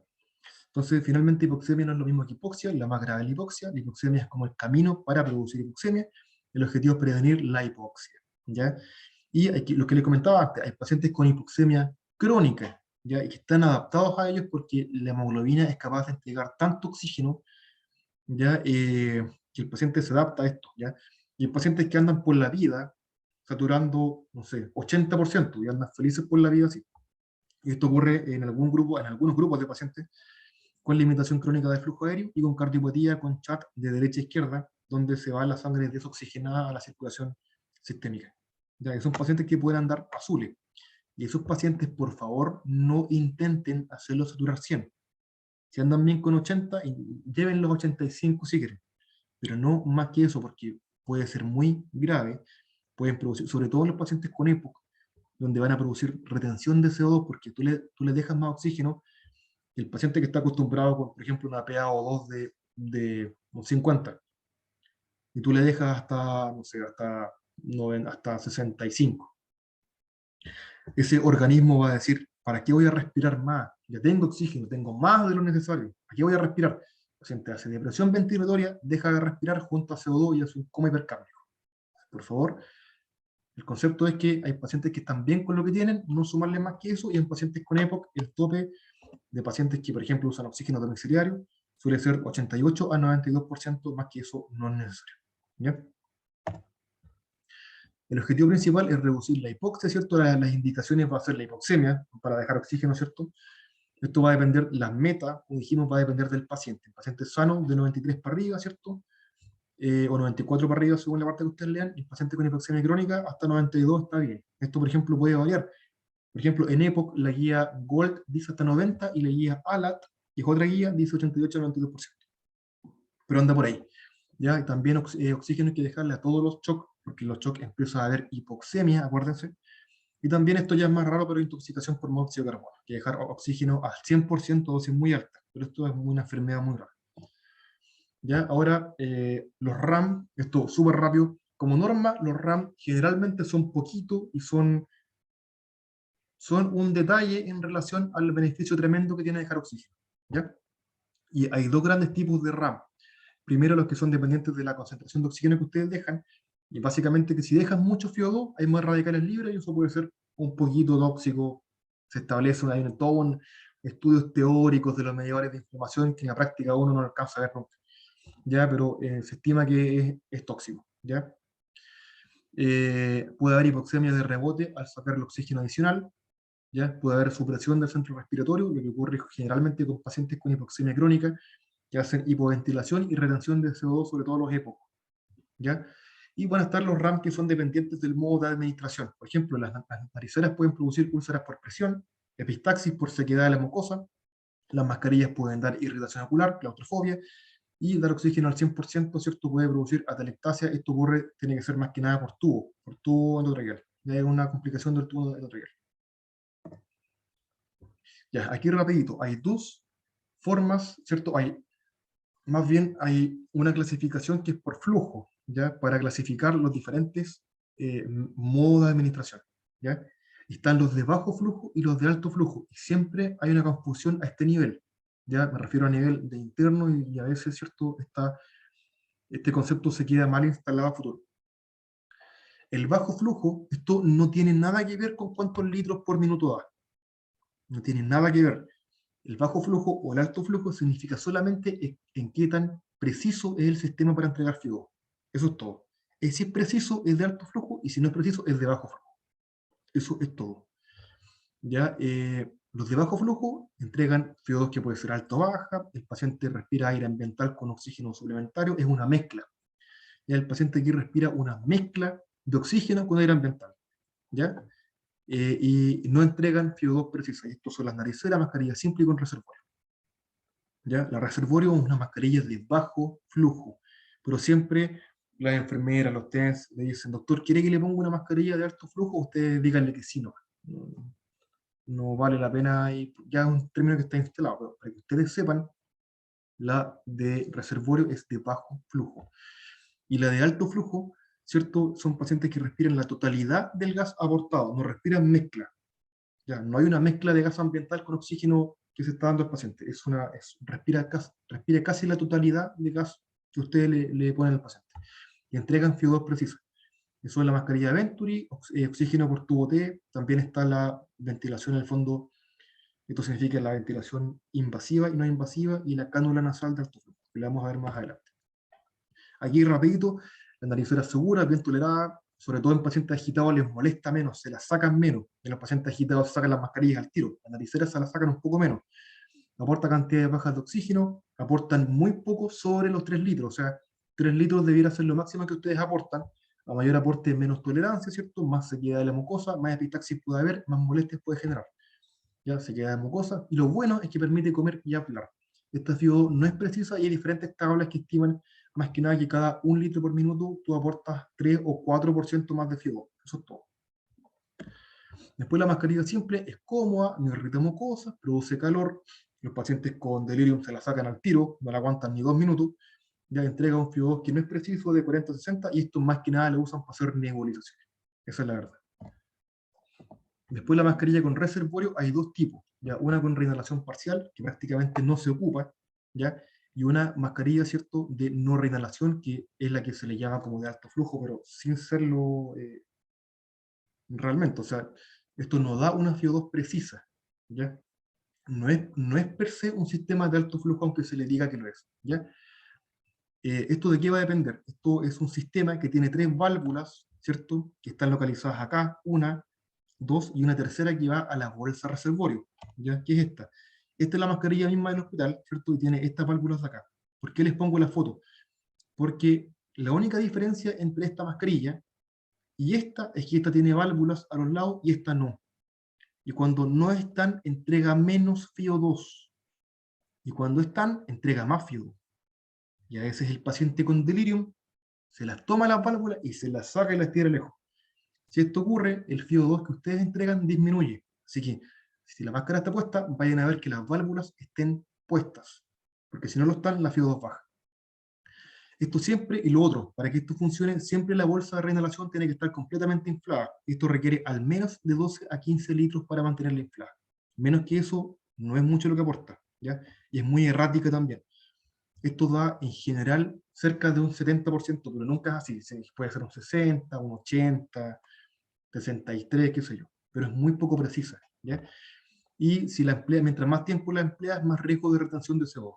Pero generalmente los pacientes con esto ya están tan graves que van para intubación o para ventilación mecánica no invasiva o algo similar. ¿Ya? Esta es una máscara que más bien se emplea como de puente a otro dispositivo más invasivo. ¿Ya? Esto es el sistema, más que nada, son válvulas que el paciente, cuando expira, el aire sale, y cuando inspira, se cierra. ¿Ya? Pero a pesar de lo hermético que pueda parecer, no es un sistema de alto flujo porque el FIO2 entregado no es preciso. ¿Ya? Después, ahora, sistemas de alto flujo. ¿Por qué son importantes los sistemas de alto flujo? Antes que nada porque al ser exacta la cantidad de FIO2 que entregan, tú puedes sacar la PAFI. La PAFI, ¿cierto?, es un indicador que te va a medir la capacidad de intercambio gaseoso a nivel alveolar, ¿ya? Y tú lo usas para medir insuficiencia respiratoria, y es una ecuación, es una división, es mucho más simple que una ecuación, es una división, ¿no? Y esto consiste básicamente en que es una división donde el numerador, ¿cierto?, es la presión parcial de oxígeno arterial, ¿ya? Y el denominador va a ser la FIO2 del paciente, ¿ya? Entonces, esto les va a tocar verlo numerosas veces, sacar las PAFI, ¿cierto? Y si la PAFI es sobre 300, no es insuficiencia respiratoria, 200 a 300 leve, 100 a 200 moderada, y menos de 100 es severa. ¿Ya? Sirve para ir haciendo seguimiento de los pacientes, si mejoran o no mejoran, más o menos ver cómo van. ¿Ya? Y esto tiene un sistema de regulación que tiene una válvula que puede ser blanca o verde. La blanca entrega más FIO2 que la verde, ¿ya? Y esto tiene unas ranuras que dice exactamente cuántos FIO2 quieren entregar. Si ustedes quieren entregar 50% FIO2, la mascarilla les va a dar 50% FIO2. ¿Ya? Si quieren 24, le van a dar 24%. Es exacto. ¿Y por qué es importante? Porque así el numerador, ustedes ponen, por ejemplo, que ya la presión parcial de oxígeno, la PaO2, es de 60, ¿ya? Y la FIO2 es de 50%. Ya está con Venturi 50%. Entonces el numerador es 60, ¿cierto? Y el denominador es 0,5, porque es 50%. Entonces 60 dividido 0,5 les va a dar 120. Y eso es una PAFI de 120, y eso significa que está en una insuficiencia respiratoria moderada. ¿Ya? Eso, ¿ya? Esto es incómodo para hablar, para comer, es mal tolerada, se la sacan, ¿ya? Pero la gran ventaja es que puedes sacar la PAFI, y esto es, cuando uno la puede sacar, es muy útil y es muy importante, ¿ya? Generalmente con Doctor, todos los sistemas de alto flujo tú puedes sacar la PAFI bien exacta, ¿sí?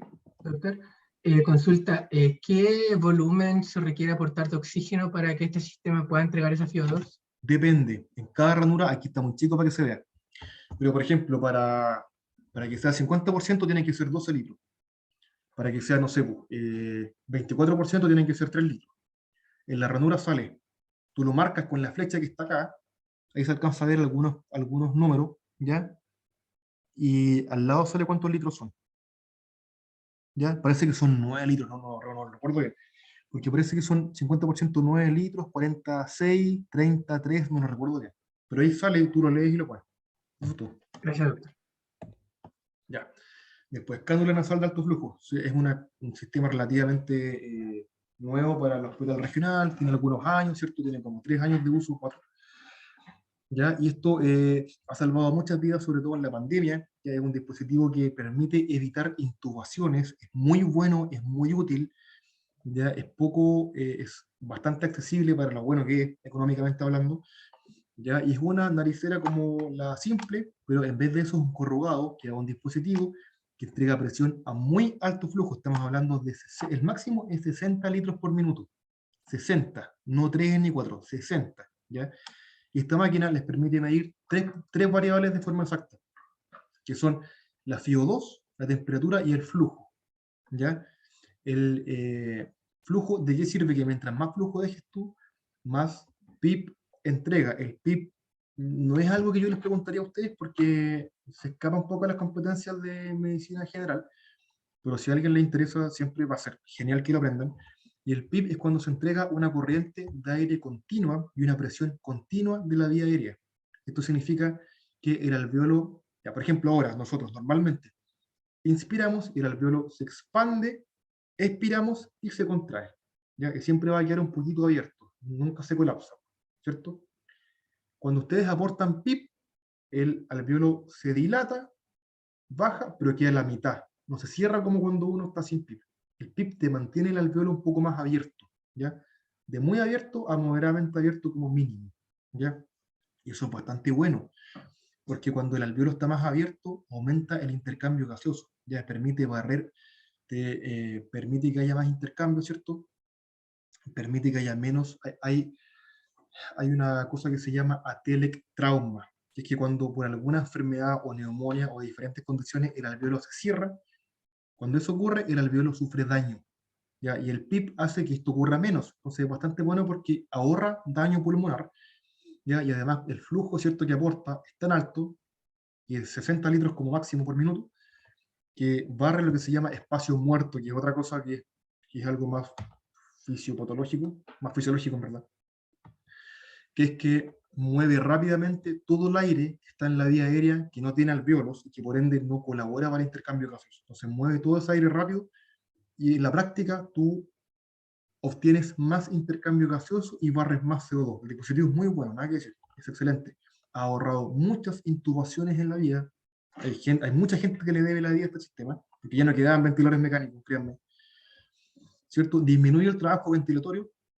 Un paciente que de repente está con COVID y ventilaban a 30 por minuto, tú le pones la cánula, la CENAF, ya cánula nasal de alto flujo, y en vez de los 30, quedan ventilando a 18, a 20. O sea, el paciente que se está agotando se recupera. Es muy buen dispositivo. Previene muchas intubaciones, no todas, pero sí muchas de ellas. ¿Cuáles son las limitaciones? Las mismas que la sonda que la naricera. Por ejemplo, si hay una sonda nasogástrica, ya es más complicado porque esto va a las narinas.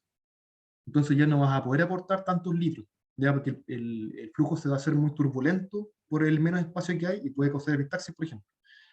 Alteraciones anatómicas, por ejemplo, del tabique. Nos ha pasado, de repente ponemos una y la máquina te arroja error y después tú vas viendo que hay una detección del tabique o algo y la máquina no puede dar todos los flujos que tú quieres que le dé. ¿Ya? Y a veces también es mal tolerado porque encuentran que el aire es muy caliente, muy frío, etc. ¿Ya?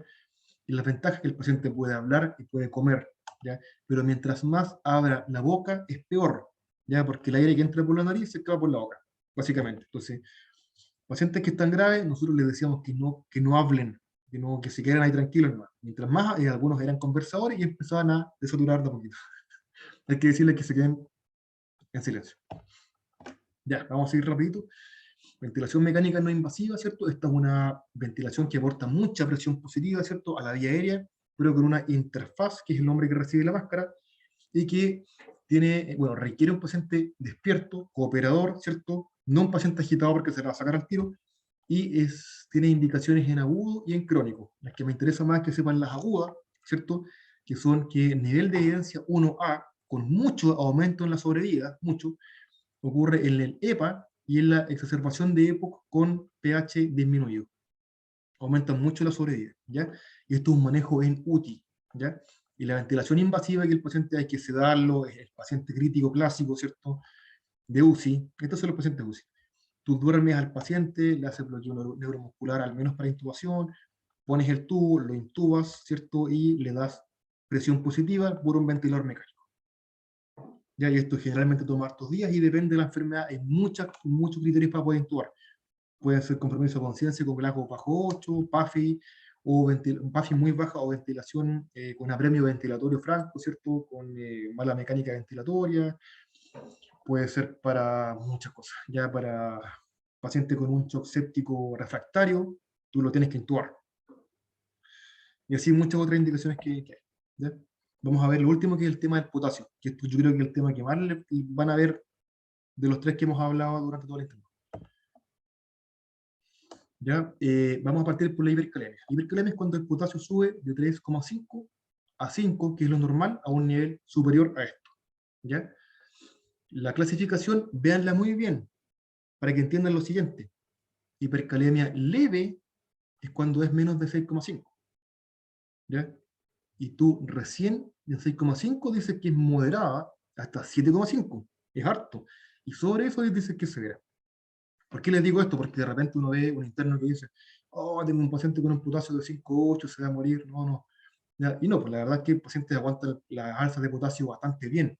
Lo que no aguantan bien son las hipocalemias. Las hipocalemias son, esto yo he hablado con electrofisiólogos al respecto, con nefrólogos y con intensivistas al respecto. La hipocalemia es más grave que la hipercalemia. Téngale más miedo a la hipocalemia, porque el cuerpo, el organismo se las arregla para tolerar muy bien las hipercalemias. Las que matan pacientes son las que son calemias de 8, calemias de 9 o calemias muy agudas. ¿Ya? Pero calemias de 5,8, no pasa nada. Calemias de 6, 6,1, hay que tomar las medidas, pero no dar vueltas en círculos por ese nivel. ¿Ya? Severa va a ser cualquiera sobre 7,5 o cualquiera que afecte el electro. ¿Ya? Esto es algo de conocimiento más de fisiopato muy rápido, que la regulación de potasio en nuestro organismo va a depender de dos tipos de sistemas. Primero está el balance externo, que tiene todo lo que tiene que ver con movimiento de potasio entre nuestro organismo y el medio externo. ¿Ya? Y básicamente son que los ingresos entran por la vía digestiva, ¿cierto? Que son aproximadamente 100 mil equivalentes por día y salen 90% por la orina, ojo ahí, y la S hasta el 10%, que puede llegar hasta 30% y sudor menos del 5%. ¿Ya? O sea, paciente que hace falla renal empieza a hacer hipercalemia, básicamente. ¿Ya? Y el balance interno es muy importante porque la gran mayoría de los medicamentos que usamos tiene que ver con esto. ¿Ya? Que hay movimientos de potasio entre distintos compartimentos del organismo, vale decir, del intracelular al extracelular. Ya recuerden que el potasio está más dentro de la célula y muy poco fuera de la célula. Entonces esto significa que van a haber medicamentos que nosotros podemos hacer, ya sea que la hipercalemia, donde el potasio está aumentado por fuera de la célula, agarramos el potasio y lo forzamos dentro de la célula. Ya, esos son los movimientos de balance interno, y esto lo hacemos con insulina, con beta-2 agonista, y también ocurre de forma patológica en alcalosis metabólica. ¿Ya? Y al revés también ocurre. Hay condiciones que hacen que, hay enfermedades, ¿cierto?, que hacen que toman el potasio de dentro de la célula y lo sacan para afuera, y producen hipercalemia cada vez más y la perpetúan. ¿Ya? Y esto ocurre con beta-bloqueos, es un efecto insignificante, pero igual lo escribí para que sepan que es el antagonista, ¿cierto?, de los beta-agonistas, como la otra cara de la moneda. Ausencia de insulina igual ocurre, y la acidosis metabólica. La acidosis metabólica, recuerden que hay un intercambiador que cambia potasio por protones dentro de la célula, ¿ya? Porque los protones son muy malos que estén afuera, porque hay cada vez más acidosis y eso es muy malo. Entonces, lo que hace la célula es que dice, yo me sacrifico, agarro un protón, ¿cierto? Lo capto a cambio de un potasio. Entonces entra un protón y sale un potasio. Entra un protón y sale un potasio. ¿Qué significa esto?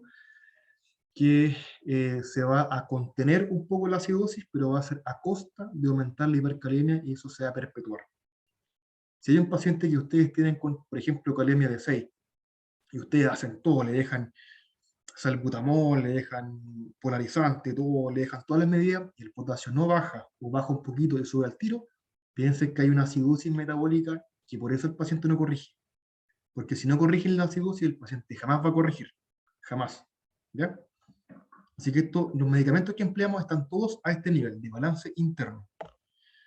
Causas de hipercalemia, puede ser pseudohipercalemia, esto puede ser porque hay mucha tardanza en procesar la muestra, ¿cierto? Puede haber hemólisis, lisis celular por isquemia al tomar la muestra, cuando llega la TENS, ¿cierto? Purpulente, le manda con elástico y produce un poco de lisis celular a ese nivel, ¿cierto? A nivel muscular, y eso se puede medir, ¿cierto? Y puede salir un poco elevado el potasio. También puede ser por lisis celular, por síndrome de lisis celular, ¿cierto? A nivel de algún tumor que se está rompiendo, puede ser por algún accidente que hace que les cayó una casa encima, ¿cierto? Y quedan con síndrome de aplastamiento y mucha muerte celular de células musculares. Eso produce mucha liberación de ácido úrico, potasio y muchas otras cosas. ¿Ya? Y también puede ser por ausencia de insulina, beta bloqueo, eso. De nuevo, es insignificante el ejemplo, ¿ya? Este caso. También acidosis metabólica y balance externo, ¿cierto? Puede ser porque aumenta la ingesta de potasio, raro que llegue a este nivel, pero puede pasar cuando consumen biosal.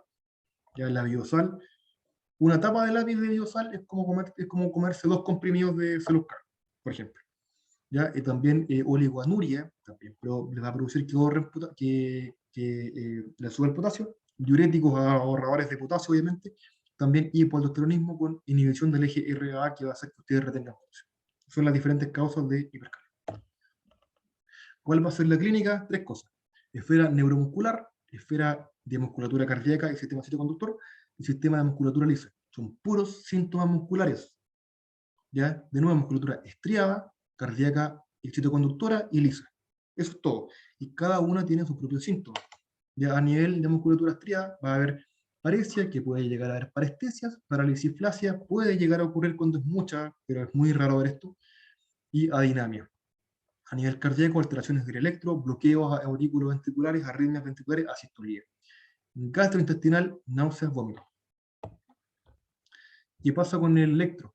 Vamos a ver que mientras más potasio haya, más alterado va a estar. Lo primero son que aparecen T picuda, es lo primero que aparece. Las T picudas son las T que son más grandes que la R. ¿Ya? T picuda. Después lo siguiente es un aplanamiento de la P, un aumento se prolonga el PR, ¿ya? Y se ensancha el QRS. O sea, este electro esta T debería haber sido así normalmente, ¿cierto? Pero está así.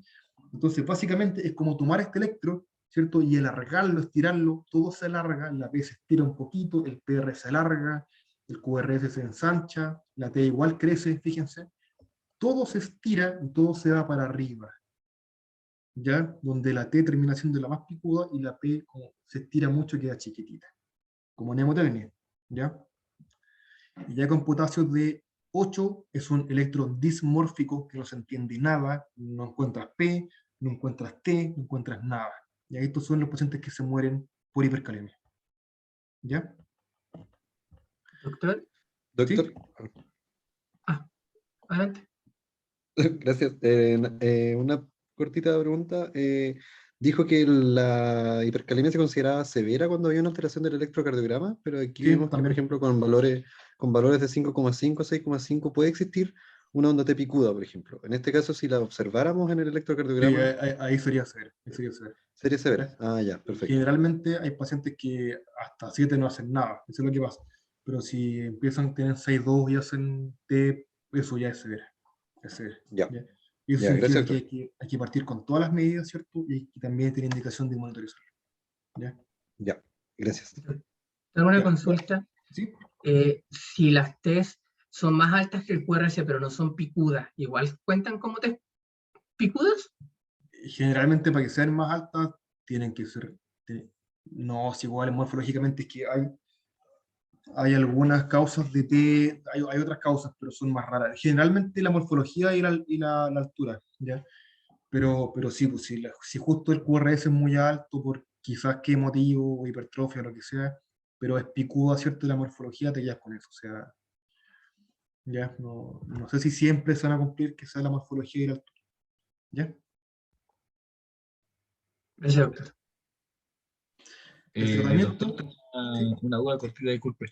Eh, Hay otro factor, o sea, además de la velocidad de instalación de la hipercalemia que haga que un paciente sea más o menos sintomático desde el punto de vista clínico o también de alteraciones del electrocardiograma. Sí, ¿Hay algún otro factor que afecte? el tiempo que lleve.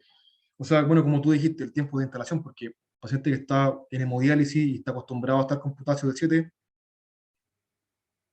no le va a pasar nada. Pero si tú estás con un ¿Hay otro potasio factor acostumbrado que de previa a la 3,5, de instalación? 4 y te lo sube a 6, va a hacer muchas manifestaciones probablemente, si es que fue rápido, rápido. Ya, no sé si existe alguna otra condición diferente de la hipocalemia. La hipocalemia sí hay factores que pueden hacer que tú tengas más gravedad, ya, pero con la hipercalemia, que yo sepa, no conozco yo al menos algún factor que te susceptibilice más a daño cardíaco por hipercalemia. ¿Ya? Ah, ya. Creo que entonces estaba confundido porque me sonaba algo y creo que era solo con la hipocalemia. Por eso ¿De qué, quería qué es lo que te confirmar. sonaba? No, no, que no era el único factor la velocidad de instalación, pero no me acordaba cuál era el otro factor y creo que eso, como usted dice, era solo la hipocalemia, no la hipo.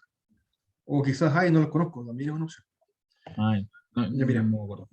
en tratamiento esto es muy importante. Primero va a haber un medicamento que es el que va a salvar la vida, que ese va a ser el gluconato de calcio. ¿Ya?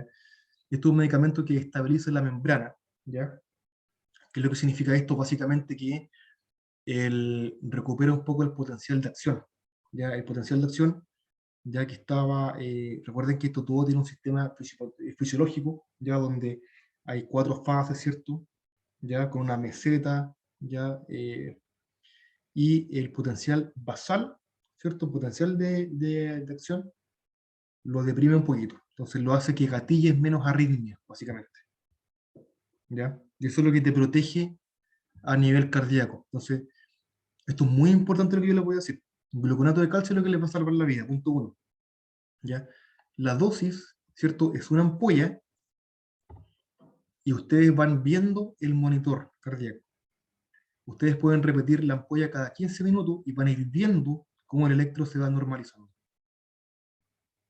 Una vez que esto ocurre, ustedes dejan la ampolla cada 1 hora, máximo cada 2 horas. ¿Ya? Ese es el efecto y esa es la forma de usar gluconato de calcio. Ustedes van a ver en algunas oportunidades, en diferentes indicaciones, gluconato de calcio, una ampolla cada 8 horas. Eso no sirve de nada. No tiene ninguna utilidad. Ni siquiera para aportar calcio, porque el calcio, si ustedes quieren aportar calcio por hipocalcemia, se aporta o por oral o por bomba, no por ampolla. ¿Ya? Porque la ampolla produce un pic y baja el tiro. Eso no sirve. ¿Ya? Entonces, esa indicación es una indicación que no se ha podido erradicar de los servicios de medicina, pero esto es bastante global, está súper extendido y está mal indicado. La dosis se usa cuando es necesario y se emplea muy seguido. ¿Ya? Les repito, cada 1 o cada 2 horas. Dejarle cada menos que eso es decorar nomás la hoja de indicación. No es más que eso. Después, hay otras. Doctor, ¿Sí? ¿y Dime. si es cada 1 hora, por cuántas horas lo dejo? Hasta que baje el potasio. Ya, gracias. Lo otro, ¿cierto?, es que la solución polarizante, ¿cierto?, básicamente es pasar insulina.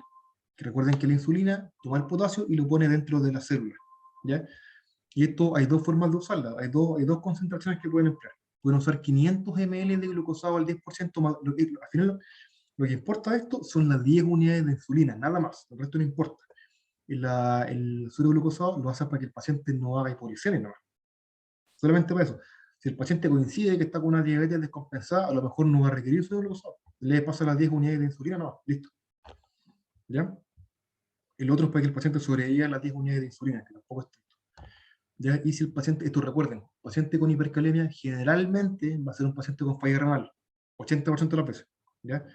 Cuando esto ocurre, es un paciente que puede estar en anuria o está en diálisis, por ejemplo. Ese paciente tú no quieres sobrecargarlo mucho de volumen. ¿Ya? Por ese motivo, otra opción es pasarle 250 en vez de 500, pero con el doble de glucosado al 20%, con las mismas 10 unidades. ¿Ya? Tienes 2 concentraciones para elegir. Generalmente esta es mejor. Siempre aportar menos volumen es mejor. Siempre, siempre, siempre. La siguiente opción es nebulización con salbutamol. Esto se emplea 1 más 3, 1 ml de medicamento más 3 ml de suero fisiológico. ¿Ya? Y esto puedes nebulizar, ¿cierto? Por 10 a 20 minutos por 3 veces seguidas, por ejemplo. ¿Ya? Y esto básicamente es que nebulizas 10 minutos, descansas 10, nebulizas 10 más, descansas 10, nebulizas 10 más y descansas 10. ¿Ya? Esto es muy taquicardizante. Recuerden que pacientes con hipercalemia, con falla renal, sobre todo crónica, pueden ser pacientes añosos que se taquicardizan mucho, frecuencias de 110, 120, o pueden gatillar una FA, o ya hay una FA de antes y pueden llevarla de los 100 que tenía a 140, ¿ya? De latidos por minuto. Si es así, hay otra opción que es reemplazar el salbutamol por verodual.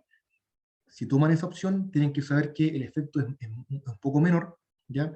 Salbutamol generalmente reduce la calemia como en 0,6, más o menos, la nebu. Y el verodual como en 0,3, 0,4 aproximadamente. Pero es mucho menos taquicardizante el verodual. ¿Ya? Así que tienen las dos opciones para elegir en caso necesario. Siempre esto es muy individualizado. Después, si es que hay acidosis metabólica, ¿Doctor? recuerden. Sí, dime. Y en el contexto de pandemia, en vez de nebulización, ¿se puede hacer con aerocámara? Eso. PAF, sí, sí, igual se pueden hacer PAF. Igual se pueden hacer PAF. ¿Y cuántos PAF serían en ese caso? No, desconozco si hay algún equivalente. Desconozco, ya yo sé que las dosis pueden ser de 2 a 4 PAF cada, me parece que son 15 minutos, no lo recuerdo. No lo recuerdo. Para serte franco, no recuerdo exactamente cómo es la correlación con PAF de esta dosis de salbutamol. ¿Ya? Gracias. Después recuerden que si hay acidosis metabólica, no importa cuánto de esto hagan, el potasio va a seguir alto. Así que si hay acidosis metabólica, tienen que corregirle con bicarbonato y pueden usar ampollas, ampollas de 10 ml. ¿Ya? Y eso va a depender mucho de la indicación, de cuánta acidosis tiene, ¿ya? Depende del paciente. Hay resinas de intercambio, como los poliestirenos, ¿cierto? Que son bastante buenos, son enemas de retención, y este enema empieza a captar potasio de los tejidos y después se elimina, ¿ya? Y hay otra medida de emergencia, ¿cierto? Que es dejar lactulosa para inducir diarrea. Esto no sale mucho en los libros, pero de que a veces se ocupa, a veces se ocupa, ¿ya?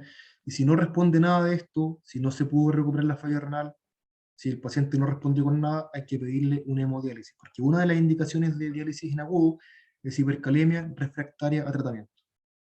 ¿Ya? Tienen que aprender en cuanto puedan, ¿cierto?, las indicaciones de diálisis en agudo, ¿ya? Y una de ellas es esta. Ya. ¿Qué más? ¿Cuál es la conducta ante una hipercalemia? Primero, si no es la esperada... Doctor, una consulta. ¿Dime? De ese, cuando dijo que una indicación de diálisis era tratamiento refractario, ¿cuántos de estas habría que intentar para que llegue a ser refractario? Mira, generalmente todas estas medidas funcionan, pero te dura algunos días, 2 días, no sé por qué. Recuerden que, por eso yo les comentaba, esto todo va con el balance interno, que significa tomar potasio de fuera de la célula y encajarlo hacia dentro de la célula, introducirlo. Va a llegar a un punto en que la célula no va a poder recibir más potasio. Cuando eso ocurra, nada de esto va a funcionar, ¿ya? Y cuando eso ocurre, por ejemplo, si tú dejabas una polarizante y el potasio bajaba de 6 a 4 o 5, o a 4 a 8, todo bien, tienes más tiempo.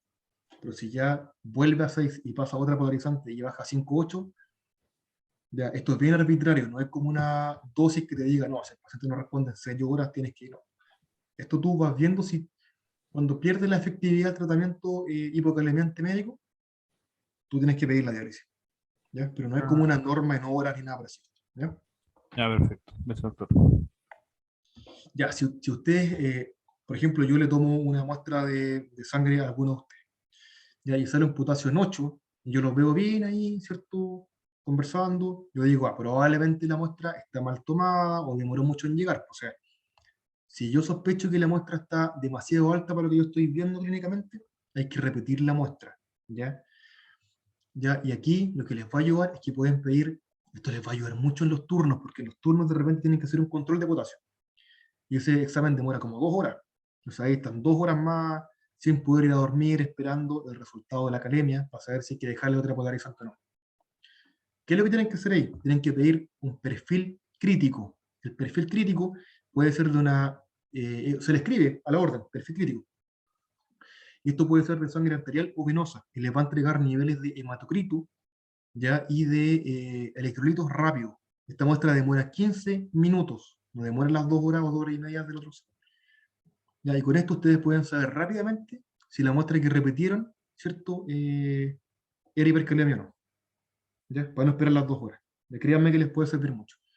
¿Ya? Y también, ¿cierto? Si les salió una computación 8, electro. Si el electro te muestra algo, probablemente ese nivel de 8 es real. ¿Ya? Si es un potasio que ya tiene alteraciones del trazado o un nivel sobre 6, hay que monitorizarlo idealmente, electro, ¿cierto? O si con electro al menos por una oportunidad, iniciar todo el manejo con todo y ver qué pasa y introducirse más, algo está ocurriendo aquí que no responde a las otras cosas. Identificar y tratar la causa. ¿Ya? Nos queda lo último, chicos, que es hipocalemia. ¿Ya? Esto es una disminución del potasio por bajo lo normal, que es 3,5. Severidad puede ser leve, moderada o severa, según si es de 3 a 3,4, 2,5 a 2,9 o menos de 2,4. Básicamente, el normal es hasta 3,5 y después va bajando de 0,5 a 0,5. Eso es todo. ¿Ya? Leve, moderada, severa. Según potasio corporal total, esto es muy importante, puede haber una hipocalemia con un pool de potasio conservado o disminuido. Por ejemplo, si yo tengo un paciente que está con diabetes mellitus descompensada y hace una cetocidosis diabética con mucha poliuria, el paciente pierde potasio por la orina. Eso es muy frecuente. O sea, todos los pacientes poliúricos pierden potasio. Todos. Todos, todos. Y este paciente, por ejemplo, va a tener una hipocalemia con pool de potasio disminuido. ¿Ya? Pero, por ejemplo, si llega un abuelito, ¿ya?, con neumonía y yo le dejo, ¿cierto?, como tenía un poco de edema de la extremidad inferior, estaba descompensado de la insuficiencia cardíaca, le dejé furosemida para que tenga diuresis y además le dejé verodual. Y el potasio llega a 3,2. ¿Ya? No, olvídense de la furosemida, perdón. Le dejo verodual nomás, solito, solo verodual. Y le baja el potasio de 3,6 a 3,3. Ese es un hipocalemia con pool de potasio conservado, porque el potasio está en su cuerpo, pero está dentro de la célula, y cuando el efecto del verodual se acabe, va a salir. Eso es todo. ¿Ya? Entonces la cantidad de potasio en su cuerpo está normal. ¿Cuáles van a ser las causas? Ya pueden ser una síntesis celular descontrolada, esta es la causa rara, pero la pongo para que la sepan, que si hay, por ejemplo, una leucemia, eso es síntesis de células, síntesis, y cada célula secuestra un poco de potasio y se lo lleva para adentro. Entonces esto puede ser una causa que es poco frecuente, pero existe. Ya, balance interno puede ser por demasiada insulina, por beta-2 agonista, ¿cierto? También puede ser por hipertiroidismo, que también produce un efecto que es bien parecido como si te estuvieran paseando siempre. Tienen los receptores de catecolamina activos todo el tiempo. Alcalosis metabólica, que pasa lo mismo que con el intercambiador de potasio-protones, pero al revés, ¿cierto? Y el balance externo puede ser porque hay diarrea, disminución de la ingesta, poliuria, hipomagnesemia, que es un cofactor necesario para absorber potasio, o hiperaldosteronismo, ¿ya? Donde se hiperactiva el GRA y eliminan mucho más potasio de lo normal. ¿Qué pasó con los electros? ¿Cierto? Desciende la onda ST, ¿ya? La onda T se aplana acá y aparece una onda U. Eso es lo que pasa con el electro. ¿Ya? Y mientras menos potasio haya, más baja el ST, ¿ya? Y más se prolonga el QT. ¿Ya? Pero es diferente al de hipercalemia, porque aquí toda la onda está infinita, no hay ningún ensanchamiento extraño, y aparece muy frecuentemente la onda U y el ST baja. ¿Ya? Estos son los cambios que da este tipo de alteración. Los síntomas van a ser casi iguales que la hipercalemia, ¿cierto? Neuromuscular, de musculatura estriada, paresia. Esto es más probable que te dé paresia y te da calambre. Te da muchos calambres, pues te puede llegar a dar rhabdomyolysis por la fuerza de los calambres. Ya, arritmias pueden ser muy parecidas a las que te da la hipercalemia, ¿cierto? Y el gastrointestinal te va a dar, esto es muy frecuente, ilirio paralítico, dolor abdominal. El ilirio paralítico lo vas a ver con dolor abdominal, ¿cierto? Poco apetito, ¿cierto? Eliminación de líquidos de retención por la sonda nasogástrica o vómitos de retención, ¿cierto? Constipación también. Te da todo eso y afecta mucho a los adultos mayores. Ahí hay un cuadro para que les puedan comprar más adelante. Esta diapositiva se la pueden ver. Ya, tratamiento, corregir la causa y reponer potasio. Ya, ¿cuáles son las consideraciones generales? Ustedes van a aportar potasio al paciente. ¿Qué pasa con el potasio? El potasio es irritante a nivel tanto oral, la mucosa gástrica, o también endovenoso. Es irritante, entonces hay que conocer las dosis para no irritar más de la cuenta. ¿Ya? Si ustedes van a pasar de forma, ¿cierto?, endovenosa, lo recomendado la verdad es que es la dosis recomendada es muy poco empleada, muy poco empleable, porque la concentración te dice que ustedes deben concentrar a una dosis de menos de 60 miliequivalentes por litro. ¿Qué significa esto? Una ampolla, ¿cierto? Tiene 13,4 miliequivalentes. Esto no se lo voy a preguntar porque viene enredado, pero en la práctica, para seguir los estándares internacionales y todas las guías, deberían pasar 4 gramos en un litro. Es demasiado volumen, mucho. Generalmente uno concentra al doble de la recomendación internacional y habitual de la guía, ¿ya? Entonces, en vez de 4 gramos en un litro, generalmente hacemos 4 gramos, ¿cierto?, en 500 ml. Las guías recomiendan 2 ampollas, pero nosotros pasamos 4 ampollas en 500, ¿ya? Porque si no, es mucho volumen, si lo hacemos según la guía. ¿Ya? ¿Qué más? La velocidad de infusión debe ser a menos de 20 miliequivalentes hora, ¿ya? Como máximo, ¿cierto? Esto en una vía periférica, en vía central puede ser hasta 40, ¿sí? Consulta, pero que sean 4 ampollas en 500 ¿no lo vuelve muy irritante de los vasos? Sí. Por eso le digo. Pero generalmente 4 ampollas en 500, es que depende, porque tú lo que puedes hacer es pasarla más lento. Si la pasas más lento, disminuyes la irritación a nivel venoso, ¿ya? Pero imagínate, tienes un paciente con una calemia de 2,8 y quieres pasarle, quieres reponer potasio, si tú sigues las consideraciones de la guía, tienes que pasarle 1 litro de volumen, es demasiado, mucho. Entonces lo que se puede hacer, bueno, también puedes optar a hacerlo como dicen las guías, pero generalmente uno elige pasar menos volumen, ¿cierto? Y dejar una concentración del doble en un tiempo que es más largo. Y ahí tú puedes dejarlo en 4 horas la carga, o en 6 horas inclusive, o 7 horas, ¿ya? El tema es que no duela. Obviamente si al paciente le duele, hay que diluirlo un poco más, ¿cierto? Y todo, ¿ya? Esto es bien dependiente de los pacientes, ¿eh? Y esto va sumado a otras medidas. Tú puedes dejar potasio oral, además de potasio EB y además de potasio, bueno, una medida que no se emplea mucho, pero que debería usarse, es dejar régimen hipercalémico. Y el paciente coma harta verdura y harta alimento con potasio.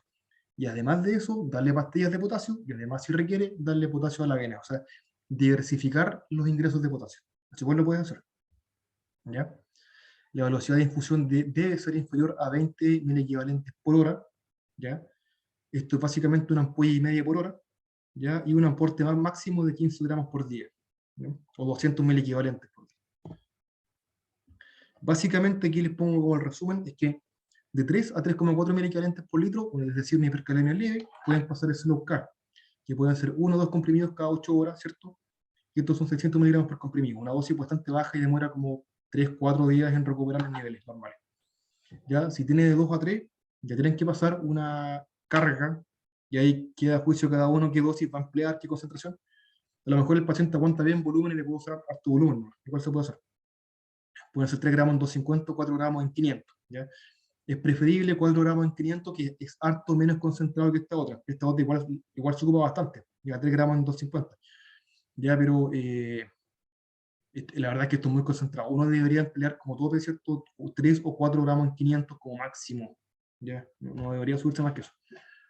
¿Ya? Y añadir sulfato de magnesio, o esto por una vez, o al menos medir magnesio para saber que no esté disminuido, ¿cierto? Y considerar potasio de mantención por el suero que a veces se deja de mantención, que no es el ideal tampoco, pero pueden sumarle potasio ahí. ¿Ya? Y esto es muy importante, esto es lo último.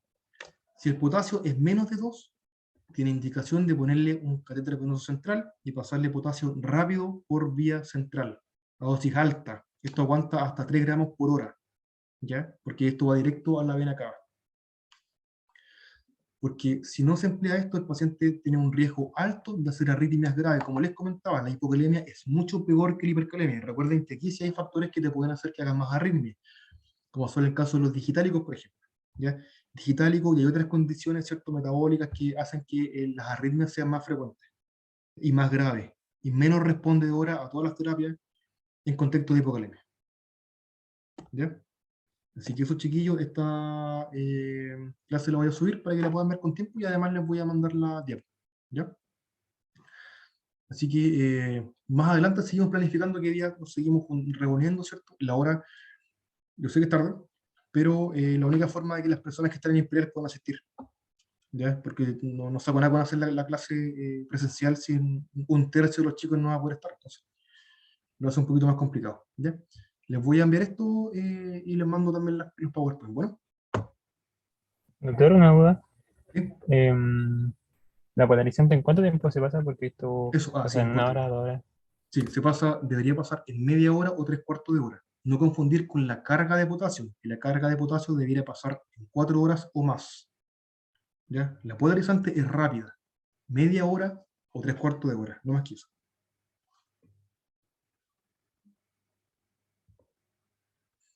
Ya, chicos, me despido, que estén muy bien. De aquí para adelante, ¿cierto?